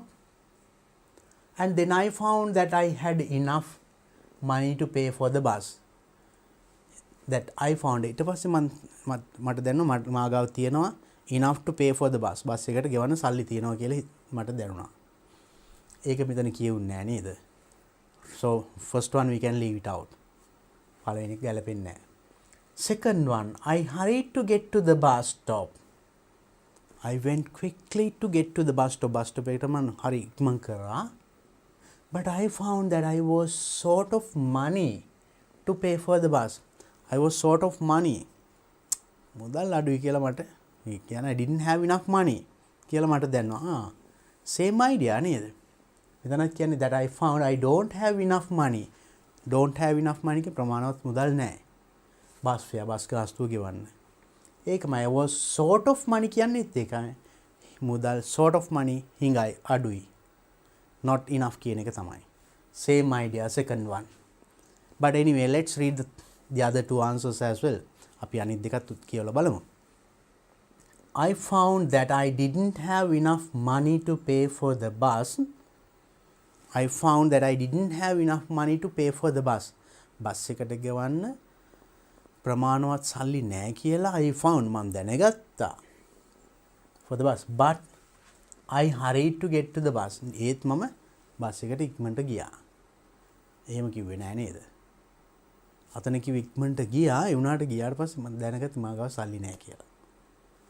So third one we can leave it out. Fourth one, I found that I had enough money to pay for the bus. I found I had enough money to pay for the bus. Bus එකට ගෙවන්න මා ගාව ඇත්තටම සල්ලි තියෙනවා කියලා මට දැනුණා. But and I hurried to get to the bus. ඉතින් මම ඉක්මනට ගියා බස් එකට. It is also wrong. So the second one then මෙන්න මේකෙන් කියවන එතකොට second one gives the same idea no. I hurried to get to the bus stop but I found that I was short of money to pay for the bus. Easy isn't it? මේ වගේ confuse කරලා දෙන්නේ පොඩ්ඩක් පටලවලා. ඒ වුණාට අපි confuse වෙන්න ඕනේ නැහැ නේද? We know how to read and how to find the right answer. අපි කොහොමද කියවන්නේ? හරියට උත්තරේ හොයාගන්නේ now we know. Now you know. Now you got the experience. Don't worry about the question paper then. එහෙනම් ප්‍රශ්න පත්‍රයට බය වෙන්න ඕනේ නැහැ. අපි දැන් දන්නවා කොහොමද උත්තර හොයාගන්නේ කියලා නේද? Right, that is one kind of question. ඒ අපිට ලැබෙන තවත් ප්‍රශ්නයක්. Let's see the next question. We have some more time. 2017 2017. Part B, that is also comprehension. ඒකත් comprehension එකක් නේද? Of the options given below, each sentence in bold print, underline the one that best expresses its meaning. අපි දැන් කරපු එක වගේම එකක්. First sentence එක දෙනවා ඒ වගේ ඒ අදහස කියවෙන මේ options හතරෙන් එකක් තියෙනවා ඒකෙන් underline කරන්න තියෙන්නේ. It's easy. අපි බලමු එකත් කියවලා. First one. It never occurred to me that I had taken a wrong decision. It never occurred to me that I had taken a wrong decision. I had taken a wrong decision. මං වැරදි තීරණයක් අරගෙන තියෙනවා. It had never occurred to me. ඒක මට කවදාවත් එහෙම දෙයක් වෙලා නැහැ. Never occurred. Occurred means happen. සිදු වෙලා තියෙනවා. It never occurred to me. ඒක මට කවදාවත් එහෙම සිද්ධ වෙලා නැහැ. That I had taken a wrong decision. මම වැරදි තීරණයක් අරගෙන තියෙනවා. Now let's look at it. First one, the decision that I took was wrong and I knew it. The decision that I took, මම ගත්ත තීරණය වැරදි, wrong, and I knew it. මම ඒක දන්නවා. එහෙමද කියුනේ? No. I did not know that the decision I had taken was wrong. I did not know. මම දැනගෙන හිටියේ නෑ the decision I had taken was wrong. මං අරන් තිබිච්ච තීරණය වැරදි කියලා. It never occurred to me I had taken a wrong decision. මම වැරදි තීරණයක් අරන් තියෙනවා. මට ඒ වගේ දෙයක් කවදාවත් වෙලා නැහැ. කියන්නේ මම තීරණයක් ගත්තා ඒක වැරදි. ඒකනේ මෙතනක් කියන්නේ I did not know. මම දැනගෙන හිටියේ නෑ that the decision I had taken was wrong. මම ගත්ත තීරණේ වැරදි කියලා. Same. Let's read the others. අපි අනිත් ඒවාත් කියලා බලමු. When I took wrong decision. මම වැරදි තීරණ ගත්තාම it always occurred to me. ඒක හැමදාම මට සිද්ධ වුණා. නිතරම සිද්ධ වුණා. එහෙමත් ඒකෙන් නෑ නේද? That's also wrong. It never occurred to me that I always took wrong decisions. මෙතන always නිතරම ගන්නේ වැරදි තීරණ. It never occurred to me. ඒකත් කියුන්නේ නෑ නේද? Then the correct answer, it expresses this one. That is, I did not know that the decision I had taken was wrong. මං ගත්ත තීරණය වැරදි කියලා මං දැනගෙන හිටියේ නෑ. ඒකමයි මෙතනක් කියන්නේ. It never occurred to me that I had taken a wrong decision. Same idea. Let's see the next one. It was Ravi who rescued the drowning child while the others looked on. It was Ravi who rescued the drowning child. Drowning child, ගිලෙන ළමයාව who rescued, බේරගත්තේ කවුද? Ravi. එතකොට Ravi තමයි ළමයා බේරගත්තේ. While the others looked on. අනිත් අය looked on නිකන් බලාගෙන ඉන්නකොට. That means Ravi jumped and saved the life of the child. So Ravi තමයි අනිත් අය බලා ඉන්නකොට Ravi පැනලා ළමයා බේරගත්ත කියන අදහස. Now let's see. First one. The child was drowned. ළමයා ගිලුණා. Next one. Ravi and the others saved the child. Ravi සහ අනිත් අය saved the child. ළමයාව බේරගත්තා. ඒකත් කියුන්නේ නැහනේ. Ravi saved the child. Ravi ළමයා බේරගත්තා. Yes. It was Ravi who rescued the drowning child. Perfectly correct. All right. Next one. The others saved the child. The others, අනිත් අය saved the child. ළමයාව බේරගත්තා. Now it is very clear. අනිත් අය බේරගත්තෙත් නැහැනේ නේද? ළමයා ගිලුණා හරි ගිලුණට බේරගත්තානේ ගිලුනේ නැහැ.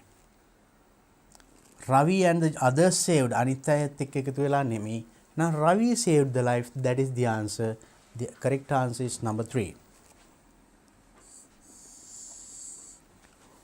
Ravi saved the child. It was Ravi who rescued the drowning child while the others looked on. So you see, very easy, isn't it? Lazy neither.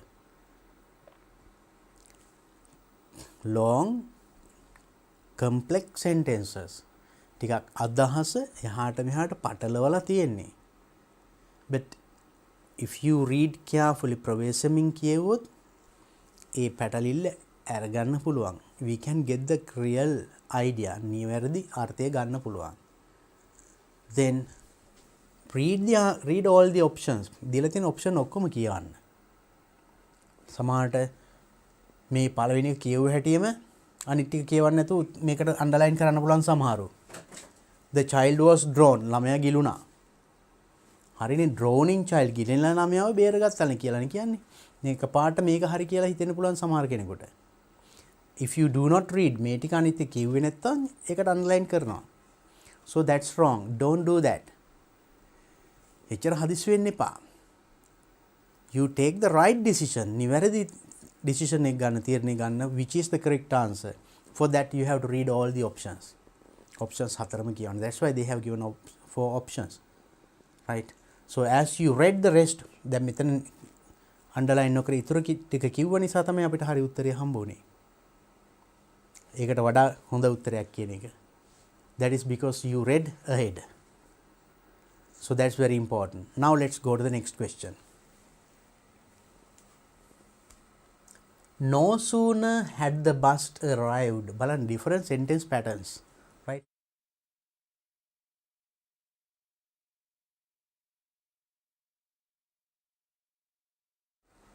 No sooner had the bus arrived than the students got in. Then the students got in. Students la නැග්ගා. No sooner the bus arrived. bus එක පැමිණිවහාම. So that means no sooner the bus arrived that the students got in. ළමයි එකට නැග්ගා. Let's look at it. The students were inside the bus when it arrived. The students were inside the bus. bus එක ඇතුළේලු. When it arrived. ඒක එනකොට. එහෙම එකක් කියුණාද? නෑ. Now we can leave it out.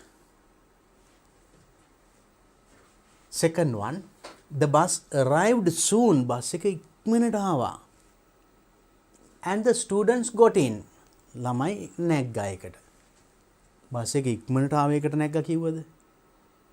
No.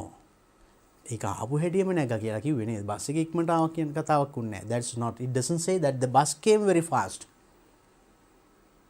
So as soon as the bus came, that means no sooner the bus came, bus arrived, then the students got in. The students got in. Third one, the students were waiting for the bus to get in. The students were waiting. That means නැවතිලා බලා හිටියා. Waiting for the bus to arrive. bus එක එනකම් බලා හිටියා. ඒකේ bus to get in. bus එකට නගින්න එනකම් බලා හිටියා. No, it says get in. නැග්ගා කියලා කියුණානේ. So then that is also not given the right meaning. Then fourth one, as soon as the bus arrived, bus එක පැමිණිවහම the students got into it. ළමයි එකට නැග්ගා. බලන්න same idea. As soon as the bus arrived, the students got into it. No sooner the bus arrived that the students got in. Same idea, the fourth one. Then we can underline this one as the correct answer. Isn't it? Lazy neither. Sorry. So that is now the use of as soon as, no sooner, while, when අන්නේ වචන පාවිච්චි කරලා වාක්‍ය ලියන පිළිමද. ඒ ගැන දැනුම තියෙන්න ඕන, right? Earlier also we discussed. දැන් මේකම අපිට කලින් අවුරුද්දක අපි දැක්කා.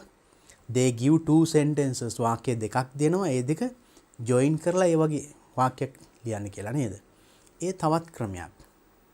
This is another way, that is testing your knowledge about complex and compound sentences.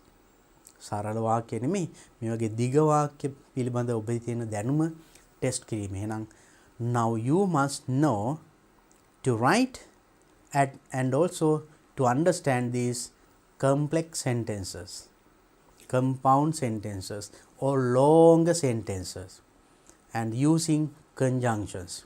අන්නේ දැනුම අත්‍යවශ්‍යයි. So if you have that knowledge, then these questions are not a challenge, not difficult for you. අමාරු වෙන්නේ නෑ ඔබට, right? Then try to collect that knowledge. That knowledge you can get even in your textbook. Textbook එකේ තියෙනවා මේවට අදාළ ගොඩක් lessons. I have discussed them. You can watch the video. A video බලන්න and collect more. There are a lot of sources to get knowledge නේ. මේවා දැනුම ගන්න ඕන තරම් මාර්ග තියෙනවා. Even from your teacher you can ask. Collect මේ වගේ as soon as, no sooner, provided ඒ වගේ වචන list එකක් එකතු කරගන්න. And try to construct sentences. ඒ වගේ වාක්‍ය ලියන්න බලන්න. And show it to the teacher. And then he or she will correct if there are mistakes. and teach you. Like that, practice several times, right? So that you will be able to answer the question paper correctly with confidence. Right. Now let's go to the next question, fourth one.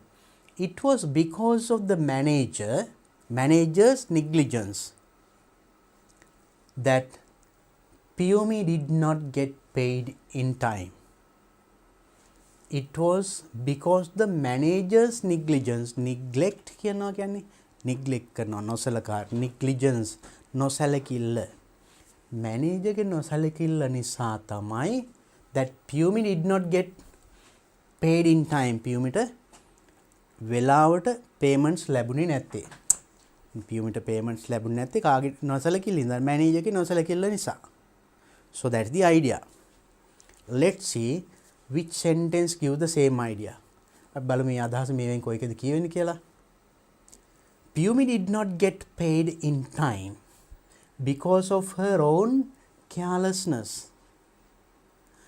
Piomi did not get paid in time. එයාට වෙලාවට pay එක ලැබුණේ නැහැ. එයාට ගෙව්වේ නැහැ because of her own carelessness. Her own carelessness. ඇගේම නොසැලකිල්ල නිසා. That's wrong. එක වැරදිනේ. එයාගේ වැරද්දක් නිසා නෙමෙයි. That is the negligence of the manager. Managerගේ වරදක් නිසා එයාට ලැබුණේ නැත්තේ. So the first one is wrong. We can leave it out. Second one. Piomi did not get paid in time. එයාට වෙලාවට ගෙවීම ලැබුණේ නැහැ. Due to the carelessness of the manager. අර negligence වගේම තමයි carelessness, නොසැලකිල්ල of the manager. managerගේ නොසැලකිල්ල නිසා Piomiට නියමිත වෙලාවට payment ලැබුණේ නැහැ. Perfectly the same idea.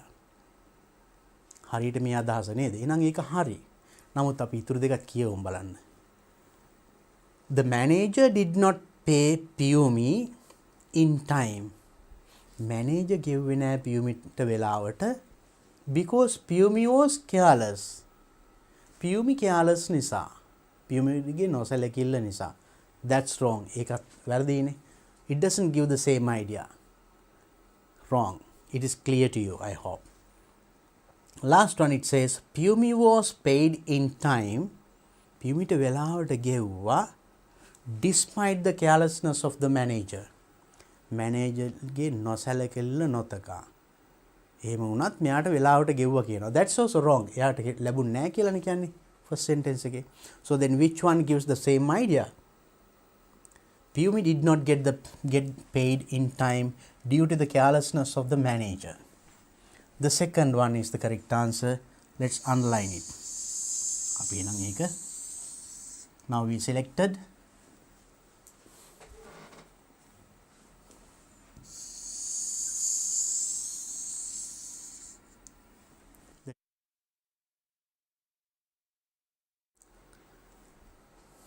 Okay, right, it's very easy, isn't it? Next one, බලන්න මෙන්න මේ despite මේ වගේ වචන use කරන විදිය ඉගෙන ගන්නවා. Despite, because, right?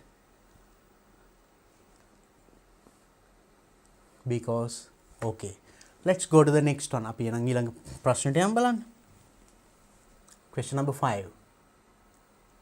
Varshani took one set of the copies of her certificates. Varshani, you know, it's a name. Took one set of copies of her certificates for the interview in case she was asked to provide them. In case, you see the use of it. In case she was asked to provide them. එයාට ඒවා provide කරන්න දෙන්න කියලා කිව්වොත් කියලා එයා took one set of copies of a certificate. එයාගේ certificates වල copies වල එක set එකක් ගත්තා. interview එකේදී ඇහුවොත් දෙන්න කියලා. Now you know the meaning. හදිසි interview එකේදී සාතික වල පිටපත් ටිකක් දෙන්න කිව්වොත් එහෙම දෙන්න කියලා එයා එක set එකක් ගත්තා කියන එකයි කියන්නේ. took one set of copies. Let's see which one gives the same idea. අපි බලමු මේ ඒ අදහස මේකෙන් කොයිකද කියවෙන්නේ කියලා. First one, Varshani was asked to provide a set of the copies. Varshani was asked to provide a set of copies. Copies set එකක් දෙන්න කියලා කිව්වලු වර්ෂානිට of her certificates at the interview. interview එකේදී යාට දෙන්න කියලා කිව්වා. ඒක කියුන්නේ නැහනේ. දෙන්න කිව්වොත් කියලා මෙයා සූදානම් කරගත්ත කියලා කිව්වේ නේද? copy set එකක් ගත්තා කියලා. So the first one we can leave it out. Not correct. Second one, though Varshani took one set of her certificates, though unat one set of copies certificate set එකක් ගත්තා උනත් to the interview එකට she was not asked to show them. එයා පෙන්වන්න කියලා කිව්වේ නෑ. එහෙම කතාවක් කිව්වේ නෑනේ මේකේ. So we can leave it out also. That's also wrong. Then third one, Varshani was ready to provide copies of her certificates. She was ready to provide copies of her certificate. එයාගේ සාතික දෙන්න සූදානම්ව හිටියා at the interview if asked. ඇහුවොත් දෙන්න සූදානම්ව තිබුණා. Perfectly correct, isn't it? Same idea. Last one, Varshani went for the interview in order to provide copies of her certificates. In order to means පිණිස provide her certificate. ඇගේ සහතික ලබා දීම පිණිස එයා interview එකට ගියා. That's wrong, no? එකත් පැහැදිලි හරිම ලේසි. That's not the answer. So then which is the correct answer? The third one, Varshani was ready to provide copies of her certificates at the interview if asked. ඇහුවොතින්. Then we underline the third answer. Right. It's very clear. පැහැදිලි නේද? Now the questions were okay. Now we discussed different kinds of questions. විවිධ ප්‍රශ්න ටිකක් අපි සාකච්ඡා කරා. I think they are very very useful for you to get ready for your examination. ඉන්න විභාගයට සූදානම් වෙන්න. අපි දන්නවා මොනවද ප්‍රශ්න එන්නේ. ඒවට කොහොමද උත්තර ලියන්නේ. And so then you got a lot of information in today's lesson. නේද? අද එන පාඩමෙන් ගොඩක් දේවල් ඉගෙන ගත්තා. So then let's talk some more things about your paper in our next video exactly at 10:30 next Sunday. හරියට ලබන ඉරිදාත් එහෙනම් 10:30. Be ready. I'll come with some more important things. Then until then, have a nice time. Bye bye.